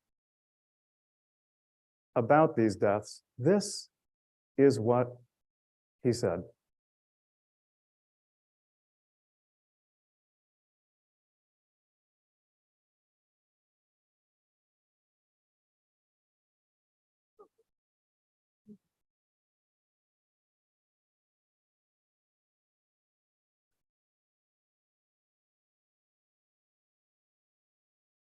I mean, that is utterly and absolutely terrifying. How it is humanly possible for human beings to think like this is terrifying, but it shouldn't surprise us. When asked about the deaths of these millions of Indian peasants, he calls it progress. That is something that Hitler would have called the gas chambers at Auschwitz. And this way of thinking leads to this. This is what you get. So when you layer racism on top of centuries of Christian anti-Semitism, we know where it goes.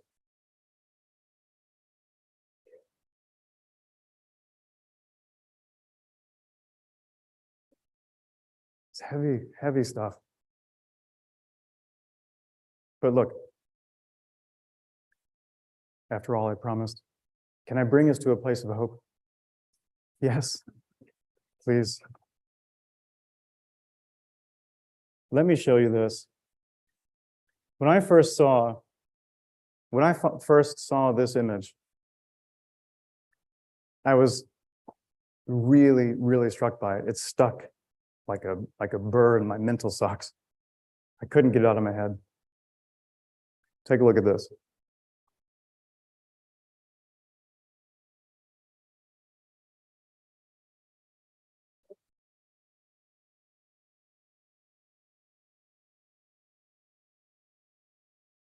Who is that? Do you know? Yes, this is Pope John Paul II, now Saint John Paul II.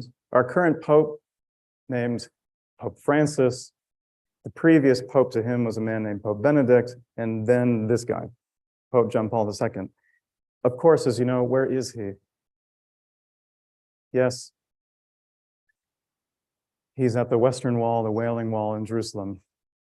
John Paul is not his name. Neither is Pope Francis. These are titles that they assume. His name was Karol Wojtyła, and he grew up in a small town called Wadowice, which is just about a 45-minute drive from another Polish town called Oswiecim, or what the Germans called Auschwitz. And as a young man, he saw the Holocaust happening all around him. He saw teammates of his on his soccer team. He was a goalie, hauled off on those cattle car trains and sent to their deaths at Auschwitz. And later as a clergyman, then as the Bishop of Krakow, and then ultimately having been elevated to the position of the Pope, he made it central to his life as a clergyman to force the Christian community to confront this terrible history and to do what might be necessary to reverse it. And so he came here against the wishes of his doctors. He was dying of the debilitating effects of Parkinson's, and he was told that it would be too much of a strain upon his health if he were to go, but he insisted on making this trip because, as he put it, he wanted to touch those stones and ask for forgiveness. Because, of course, the Pope knew, he understood, as we all do, I think, perhaps intuitively, that whenever you have a relationship that's broken, be it a relationship with a spouse, a child, a sibling, a brother, a sister, parent, whenever you have a relationship that's broken, the only way that the relationship can be mended, and I mean the only way, is that there must be some measure of forgiveness. And so he came here to touch those stones and to ask for forgiveness in hopes that it might begin to push both Christian and Jewish communities down a new road. And he did, as is the tradition. Perhaps many of you have done this yourselves. He took out a piece of paper and folded it up as many times as he could, his little prayer, and he stuffed it into the crevices of the wall. They then removed the prayer again because everybody wanted to see what it said. He was okay with that. And this is what the prayer had said.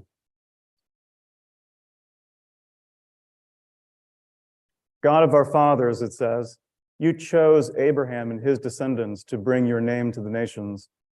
We are deeply saddened by the behavior of those who in the course of history have caused these children of yours to suffer. And asking your forgiveness, we wish to commit ourselves to genuine brotherhood with, what does he say there? With the people of the covenant. Now we know how meaningful that line is. And he is saying that, he is referring to Jews as the people of the covenant, because just a few decades prior to this extraordinary trip that he made, this happened. In 1965, the Catholic Church, as I alluded to yesterday, released a landmark statement known in Latin as Nostra Aetate, meaning in our time, where the church essentially stood up and said, announced to the world, we were wrong. The Jews never should have been blamed for the death of Christ, firstly. And secondly, that the covenant had never been broken.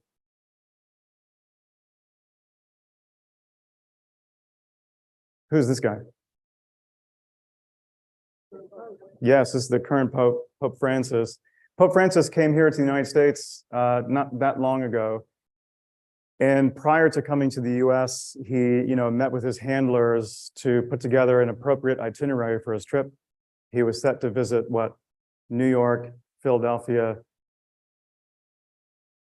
and Washington, DC.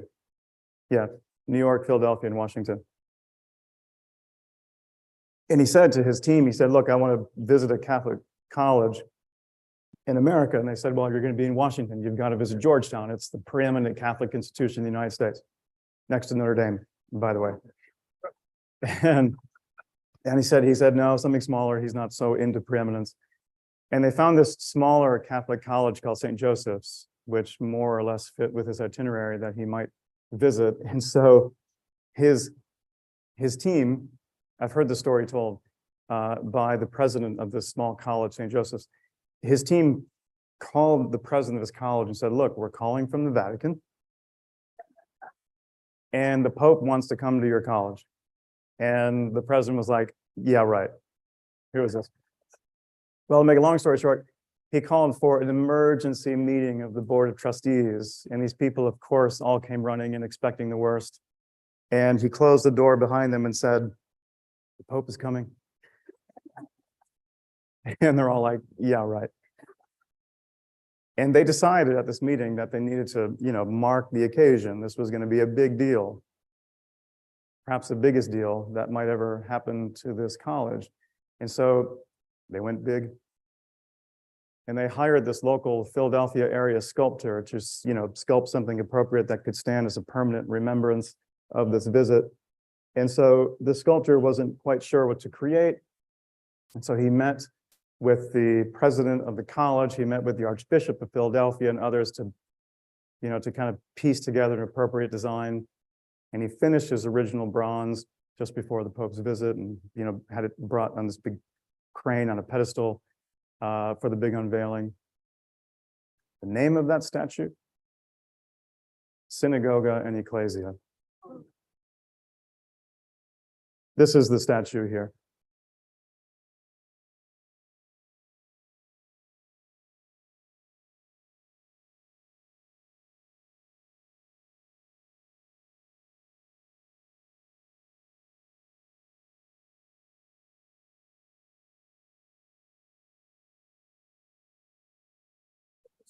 Isn't that extraordinary?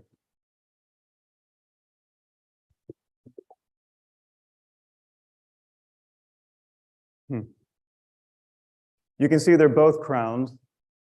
We understand the symbolism there. This is in accordance with current Catholic Church teaching, which essentially says that we're both covenanted, if you will. You can see they're both holding their sacred text, but what are they doing? Yeah, they're learning from each other. Can you imagine? They're kind of symmetrical representations of each other, furthering this idea of equality. They're almost mirrored representations of one another. When I first saw this statue, I knew in my heart that we had to have a copy of the statue for our campus at Marist.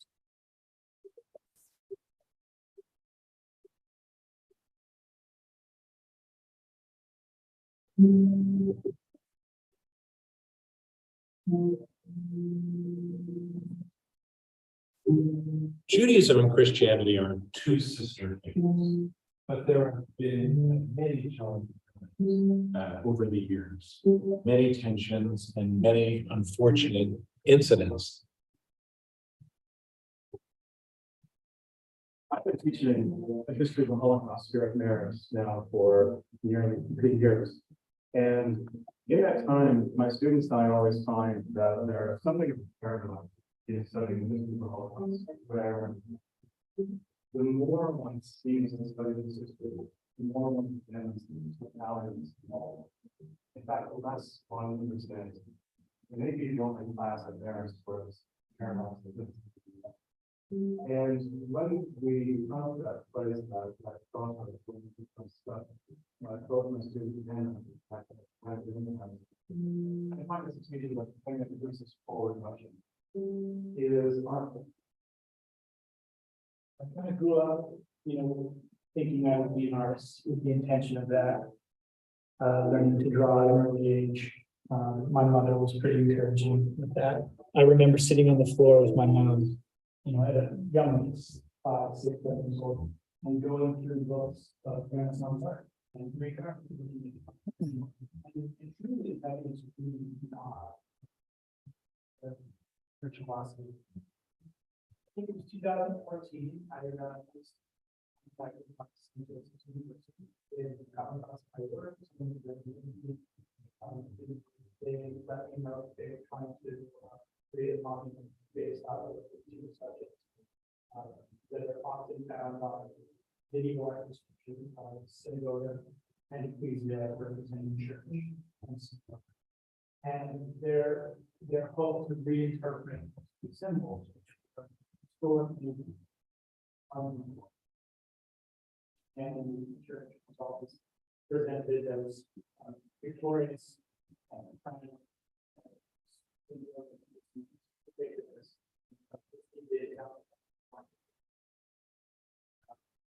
and St. Joseph University wanted to reinterpret that symbol because 50 years prior to that was the announcement from the Second Vatican Council of the Nostra.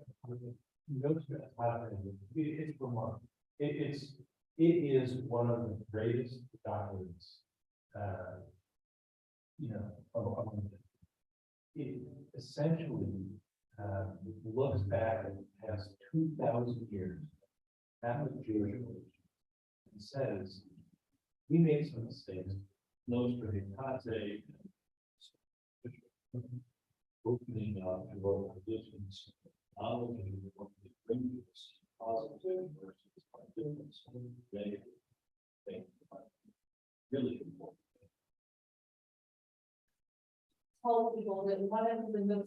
8 stories and things that is with qualitative changes related to Jewish relationships.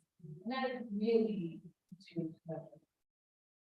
And so this sculpture celebrating the path forward for Jewish Catholic relationships is just so important. In the fall of 2015, I did a an article in the New York Times, which talked about Pope Francis, who had recently visited a college there in Philadelphia called St. Joseph's. And he had come to bless a statue made by a sculptor who got the problem. And when I saw the statue the first time in an article, I was profoundly struck by it. Struck home. And I asked him if he could consider, would consider creating an edition for our fantasy arguments. And he said, it's not an easy thing to acquire.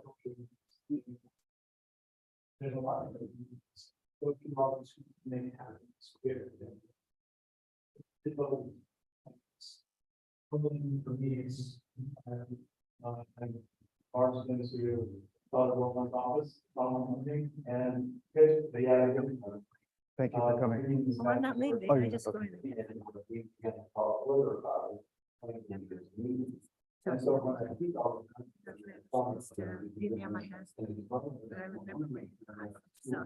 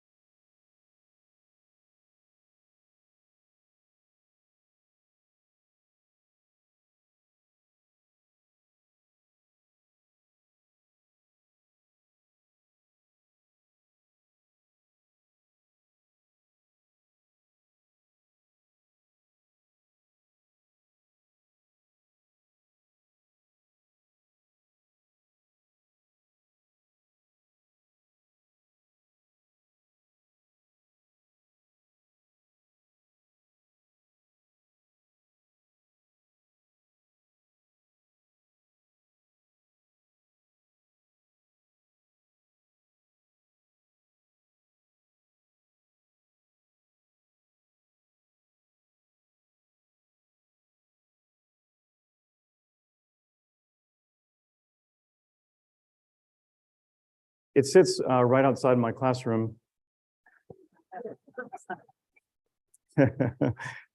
We flew the artist down a couple of years ago to search the grounds for an appropriate placement point, and I thought and said, right here is perfect. But it's right in the middle of our campus. It's just beautiful. And this is sort of the moment where I want to get us all on a bus and head over to Marist to see it. Please do.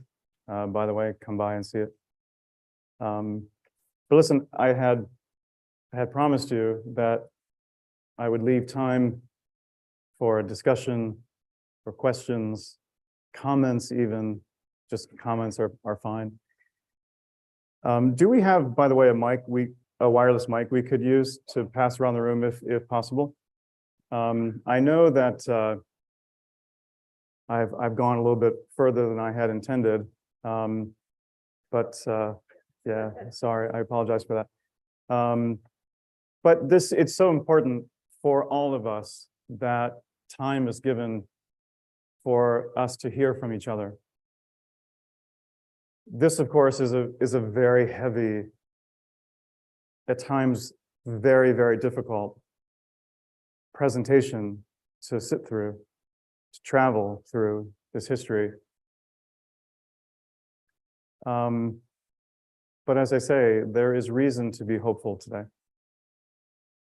I believe. So can I just say, before I ask for thoughts, comments, or questions. I don't know how else to put this other than just to put it as simply as possible. Just thank you. Yeah.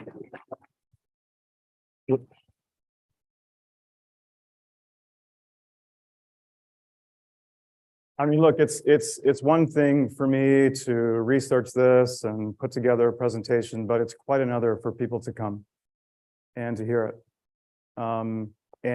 This is a story that we share together that must be told in any community that would be willing to hear it. Right? And very often I am invited to speak into communities such as Or Hadash and many others through word of mouth. And so if you know of a community who you think would be open to this presentation, I need your help. I need your help to effect an invitation, if you will, which is how this happened, through word of mouth. So anyway, having said that, what is going through your minds? Yes, please. Sure. So I wrote the plaque for it here on campus. This is what it says here. I'll read it to you. It says, synagogue and ecclesia in our time, we at Marist School bear witness to the call God makes to Jews and Christians to embrace the virtues of solidarity and compassion. May this space awaken in our hearts the desire to apply our learning, insight, and innate sympathy to promote understanding among different peoples, religions, and cultures. Dedicated October 13th, 2021, on the 56th anniversary of the Declaration of Nostra Aetate by Pope Paul VI.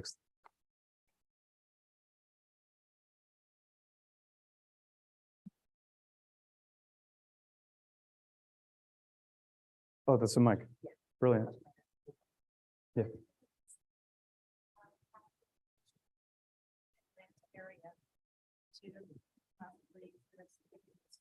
What has been the receptivity of this talk perhaps occurring in Christian communities, be they Catholic or other than Catholic? Let me start with the community at Marist. I have received from the administration at Marist nothing but encouragement and support, which of course, as you can well appreciate, I would not be allowed to be teaching this without that encouragement and support. I wouldn't be employed at Marist, having said that. So they've been tremendous. And, you know, I will say this. I was the varsity boys soccer coach at Marist for 28 years. Okay. Now you might think, what on earth does this have to do with anything? Well, if you know anything about Marist, if you coach a sport there, it is all consuming. Okay.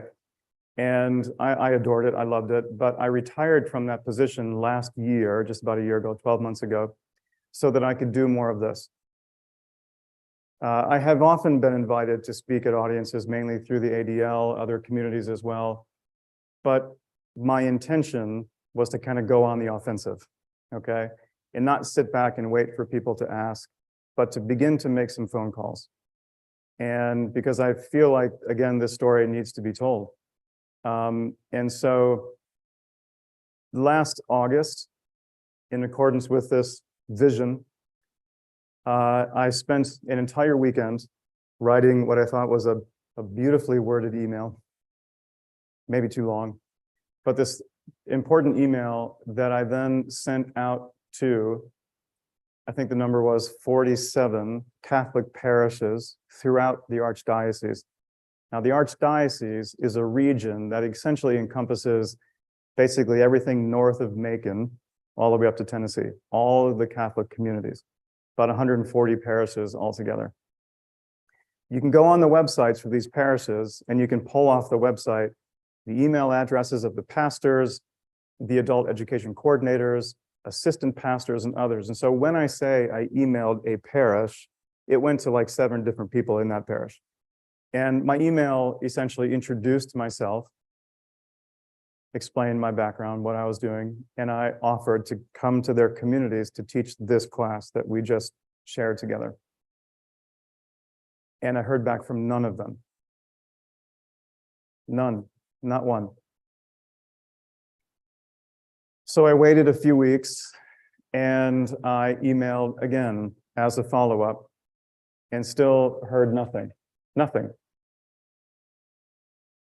And I have to tell you, as a Catholic myself, I was pissed.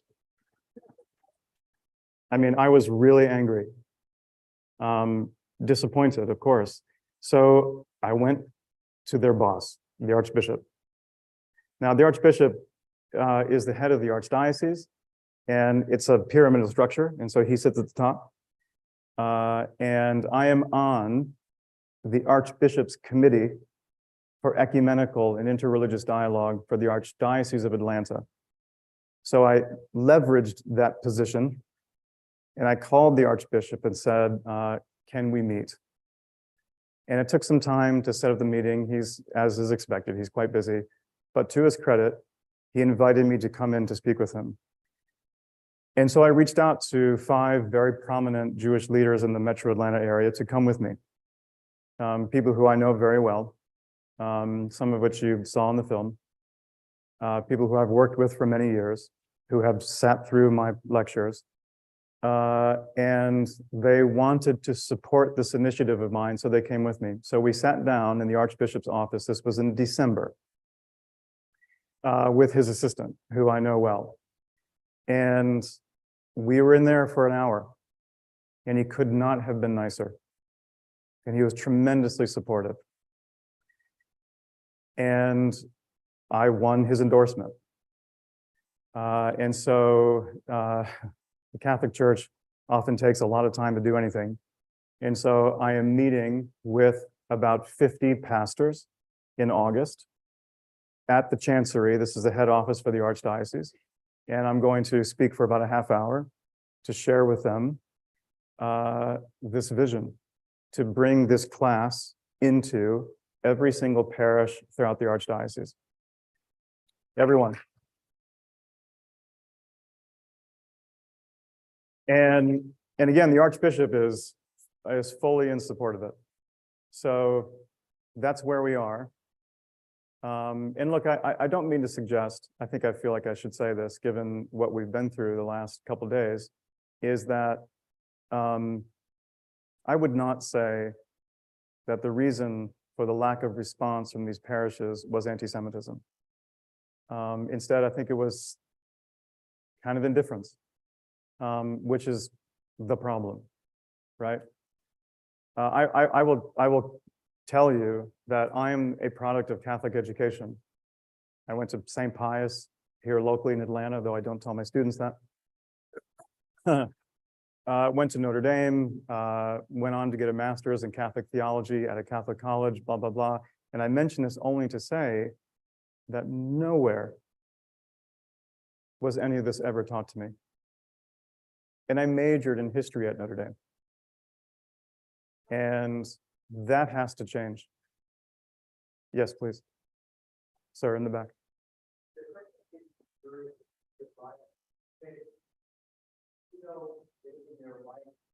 Assailants, do you know in their writings whether they are relying on these debunked teachings that you've told us about over the Who's past they? days? The shooters, The shooter at the Tree of shooter, Life the shooter at Tree of Life. and also in San Diego. Oh, I Know see. I From see. their writings, what their treatises or their explanations, whether they're relying on these debunked theories or teachings that you've talked about today. Sure. I would argue that they have embraced various conspiracy theories spread about Jews, of course, for sure, steeped rather in racism and traditional Christian anti-Judaism. Yeah, I don't know that for sure, to be honest.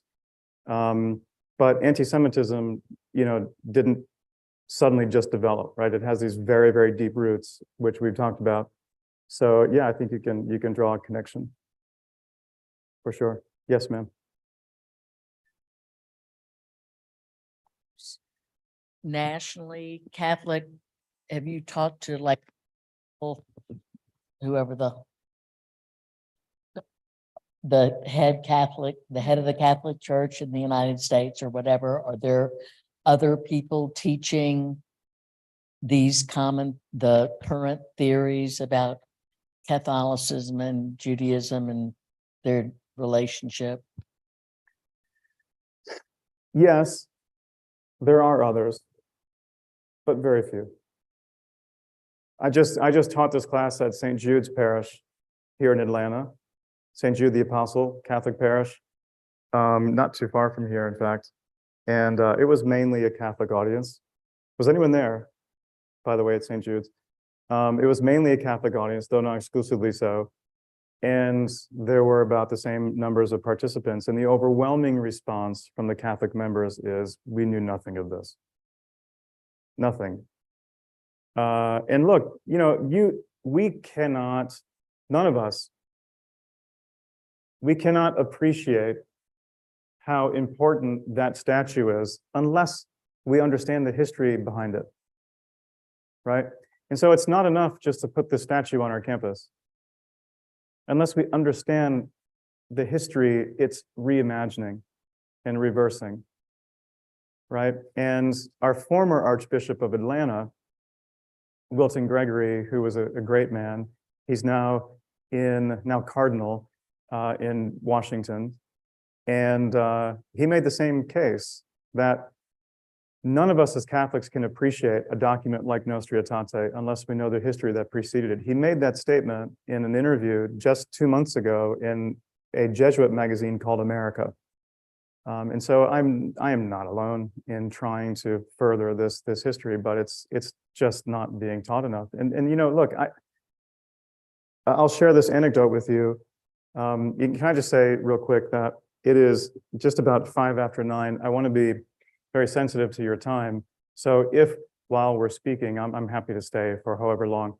If while we're speaking, if look, you've got to go, please. It's quite all right. But let me just share this anecdote with you that I think is very poignant, if that's the right word. I went down to Savannah a few years ago. My parents used to live down there. They have since moved back to Atlanta for Easter and attended the Easter Mass with my parents at the cathedral there in Savannah. It's this beautiful church. I'm sorry, excuse me. It was not Easter, it was the week before. And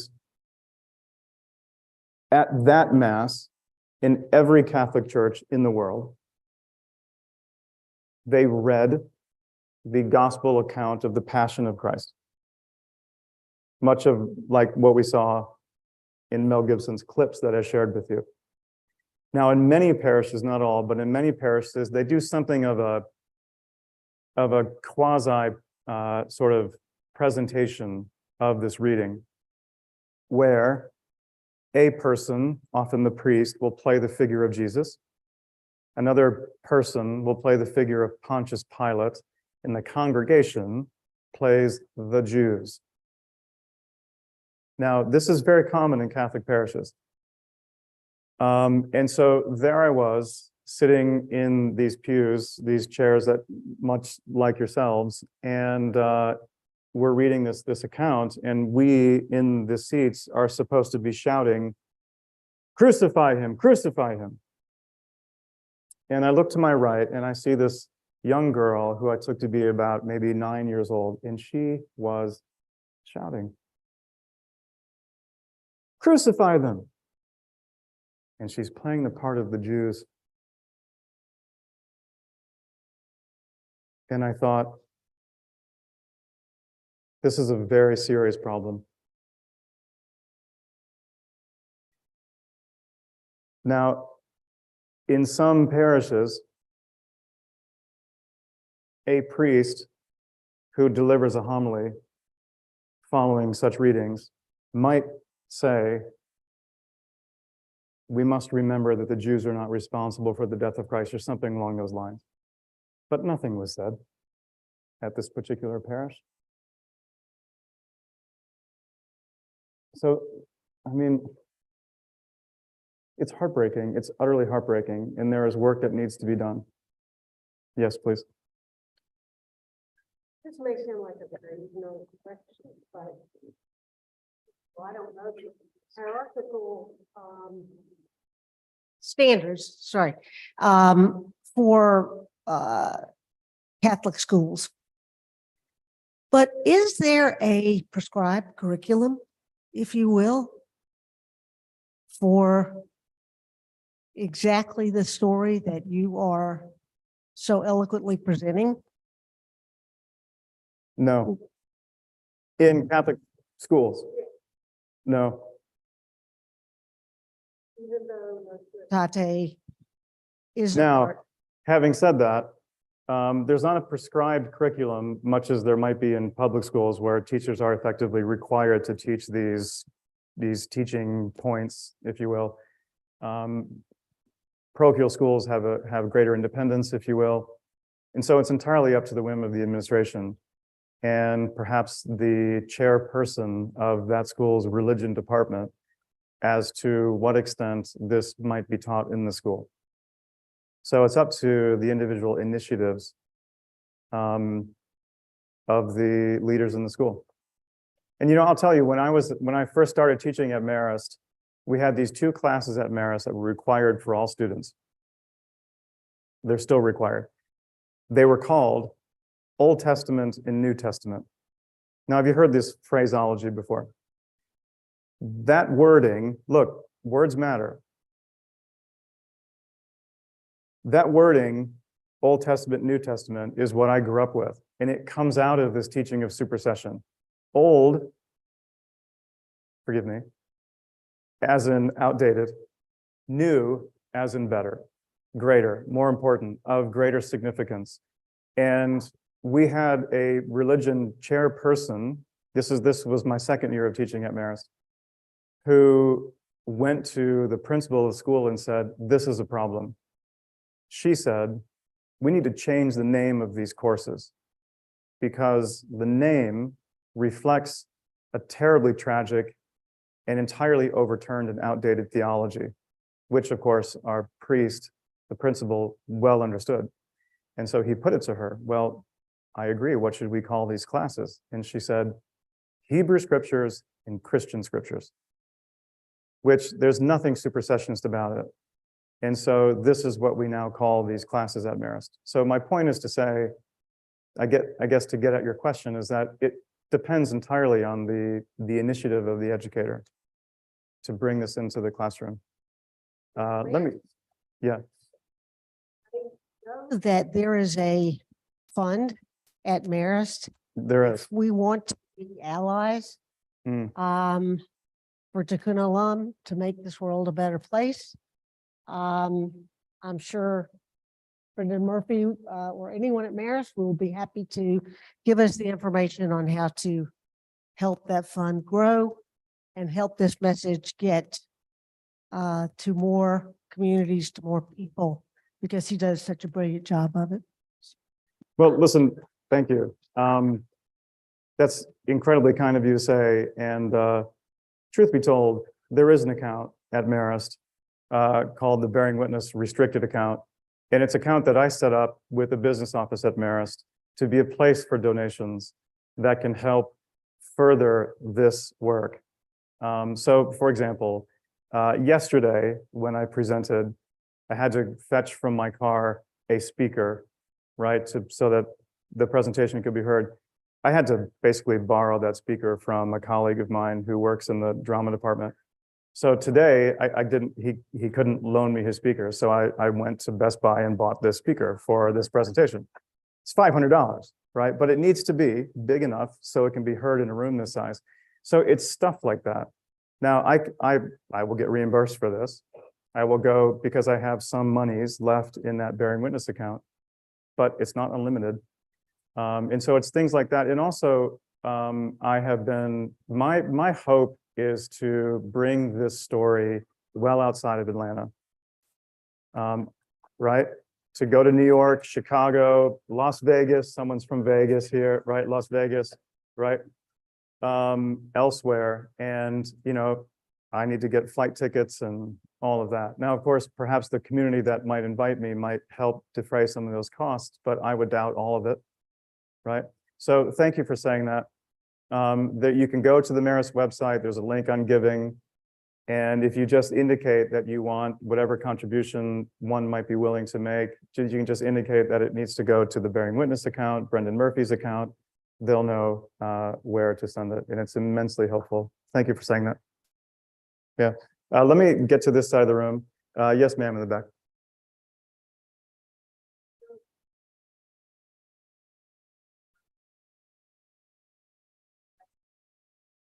How at first thing you say, do we talk about language in gospel Yep. really to kind of like value and actions for somebody. So the question is, how do you talk with your children about some of these passages found in scripture, be it the Christian scripture, Hebrew scripture, or the Quran or other sacred texts as well? Just honestly, openly, it has to be confronted and talked about and shared. You know, the more we talk about it, the better. My kids, as mentioned, my two boys, Harry and Oliver, are 10 and 12, and I've had conversations, you know, funny that, do you remember that image I showed you of Ecclesian Synagogue with and I pointed out how the staff is broken twice, right? That particular image. We went to Paris. My wife and I took my boys to Paris about a year and a half ago. By the way, we went to the Louvre. We were the only people in that room with the Mona Lisa. It was right after the pandemic, and they had just like reopened. We were the only people in that room. Only people, unbelievable. So anyway, we went on these long walks, and I'm telling you, Andy, I think you'll appreciate this because you've been to Marist so many times. My boys know this statue really, really well. They were at the dedication we had at Marist. And suddenly we come upon this church, this beautiful neo-Gothic church in the heart of Paris. Actually, not in the heart of Paris, sort of in a community not too far from Notre Dame, but this beautiful 19th century. It looks Gothic, but we call it neo-Gothic because it's made in that style. And we're just sort of looking at it, and we all started kind of walking off in different directions. And my oldest, Oliver, says, "Dada," still calls me Dada. "Dada, come quick," or something like that. And I come running over. I'm like, "What is it?" And he goes, "Look, isn't that?" He couldn't quite remember their names, but he pointed out Ecclesian Synagogue, which were prominently displayed right above the main entrance. And I hadn't known. We just stumbled upon this church, and there it was. And I was like, I mean, isn't that really heartening, you know, to see your son recognize something like that? Was extraordinary. Yes, Andy. Dr. Vitalewski. Yep. Just wanted to thank you so much. You are the most brilliant educator. Oh, thank you. Wonderful. Thank you.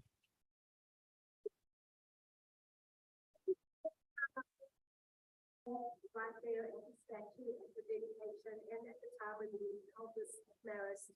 Mhm. And I think everybody feels the same. I just wanted to express that, and I just want you to know that you have our full support to witness the Jewish, Catholic, and other communities, because the story has to be told. Yeah. It really has to be told. But just one other question.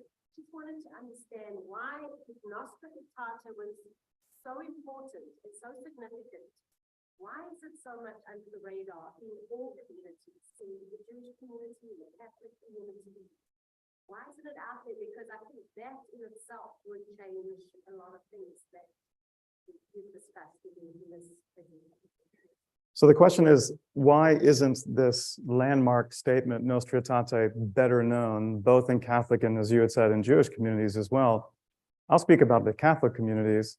And I think I can say this with some certainty, that among the reasons why it wasn't talked about, at least when I was growing up in the 70s and the 80s, okay, so I'm 52, right? So I was in middle school, elementary school, and I attended all these Catholic schools.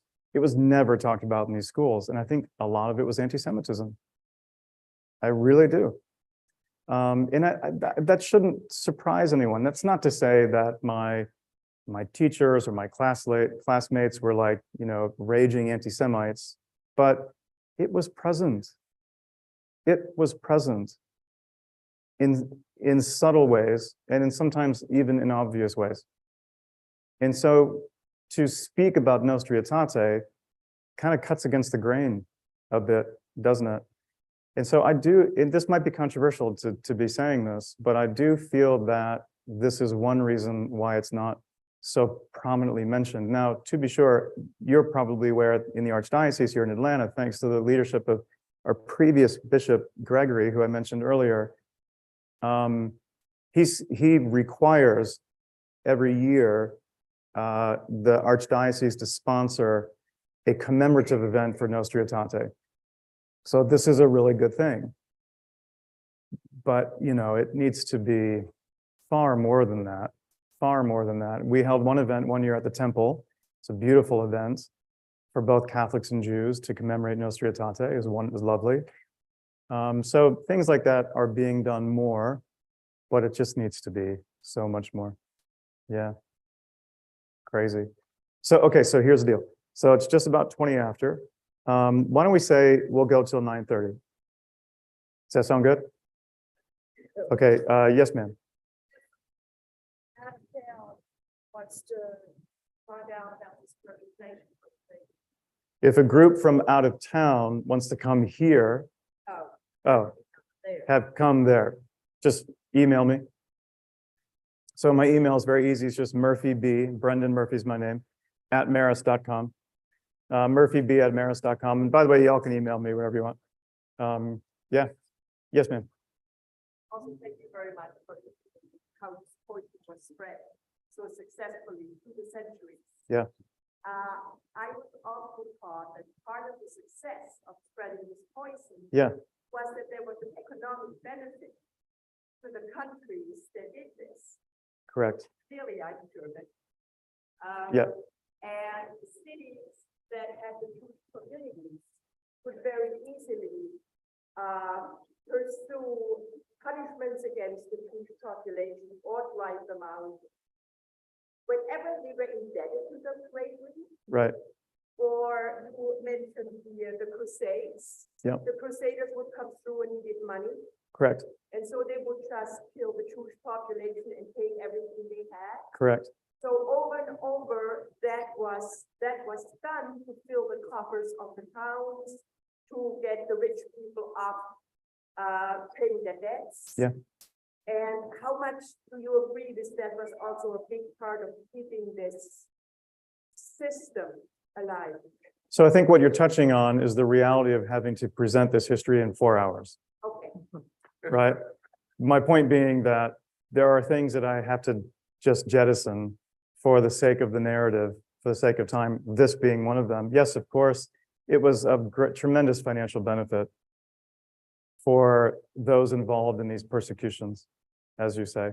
You remember that there's that line I read from Luther's tract where he advocates for, he says, we need to take those silver and gold and put aside, do you remember, for safekeeping, he said, right? So this is what you're getting at. There's no doubt, for sure. Where are you from in Germany, by the way?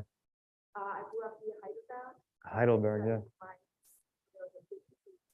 Yeah. And it was much of the history of the community was, and you said Judas as the Jewish person. Yep. But also, there's the history that Jewish people were not allowed to learn professions. Yeah. Crafts. Right. So they were basically forced to go into all the management of money, banking. Right. And so then again, it was thrown back into their faces. Yeah. That they were people fooling with money, so they had to be the people ones. Mm. So this going back and forth. I'll be in München in a few weeks with my students. Okay. 32 high school teenagers. We go to Munich, Prague, and Krakow. Yeah, to study the Holocaust more carefully. Yes, ma'am. But obviously with the Christians, but Yeah. they have more problems than that. Right. that book that is Islamic religion. Is there to be told by anyone who wants to leave from that religion, because it's they need, I know for a fact that there's a bunch of school in the school, all pages of necessary things in one house. Kids are being taught to, you know, do the devil, and we need to be told that please convert anybody who thinks it's not good. Like what can we do as the Jewish population? I mean, you're doing your business, amazing, but we're hated by so many. Six of the three most powerful. I don't know what I'm saying. I just like Muslim anti-Semitism would be a whole nother class, you know, for sure. Yeah. Yeah, no, we touch on it in my class to be sure, but it's you know, a matter for another class, but it's very present. You might be encouraged to be reminded of this program I had mentioned, Piece by Piece, where when Weber and W.D. Muhammad students gather, it's quite friendly. Your daughter was in it, yeah. But I go, you know, when we would host those programs, as I said, it's been on the back burner since COVID, but we're trying to restart it. But yeah. Correct. Right. Right, I agree. Yes, ma'am. And then the gentleman in the back, yes.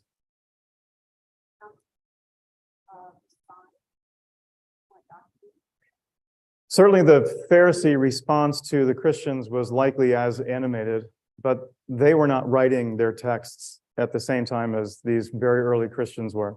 And so we don't have these narratives in the same way that we do from the Christian side. Does that make sense? Yeah. Yes, sir. I don't think it was the Jews that necessarily wanted Christ crucified. Yeah. Or out of the way. I think it was the hierarchy saw him as a threat to their power structure that wanted to get rid of. That's what I read. They were more concerned about what he was saying and was revealing to the people about their motivation that worried them. And they you know, they were numero uno, you know, and they were really concerned about that. And I think we see the same thing now when someone threatens the power structure of the world. Well, the only power challenge that Jesus represented was to the Romans, for sure, which is why he was crucified, having been found guilty of treason. But yeah, that's a good point. Yes, ma'am. This is kind of personal, but I'm wondering if you had an epiphany moment when you had an awakening. You said you didn't have this education yourself. Right. What happened to you? Was there a moment when you had a revelation? There was, and I'll be brief about this. Let's see, it was a week before I graduated from Notre Dame as a undergrad. I had just finished my finals, and I had a week before graduation, and I had walked into my rector's dorm room, Father Thomas King, who was a history professor of mine at Notre Dame, and I asked him if he had a book I could read. I had a week just to kind of hang out in the dorm, which is we call senior week on campus. And he pulled off a copy of Night by Elie Wiesel from his top shelf. And I hadn't read it before. And I had, you know, having majored in history at Notre Dame, I had come across the Holocaust, but I had never really studied it in any great detail. In the book, I'm a laborious reader, but I read that book from one cover to the other in one sitting underneath this beautiful old oak tree on campus. And it was a devastating shock. And as is the case with most who read that narrative, that account, it raises far more questions than it answers. And I had just recently accepted this teaching position at Marist where I was assigned to teach world history. And when I attempted to bring these questions that book had raised in my heart into my classroom, I found it impossible given the restrictions of a world history curriculum, which meant I had 11 minutes to teach the Holocaust, if that. And so that summer, this is summer of 1995, I spent like a month writing up an official proposal and submitted it to the administration seeking permission to create a seminar class on the Holocaust. They saw fit, it took some convincing, but they saw fit to agree to it. And but then it became this sort of be careful what you ask for, right? Because I now had to create an entire class on a subject, admittedly, I hadn't studied in all that much detail. And so I first reached out to the Bremen, and then to the ADL, and then to the Holocaust Museum in Washington, and pursued fellowships with these organizations to try to absorb and learn as much as I could. But once the course was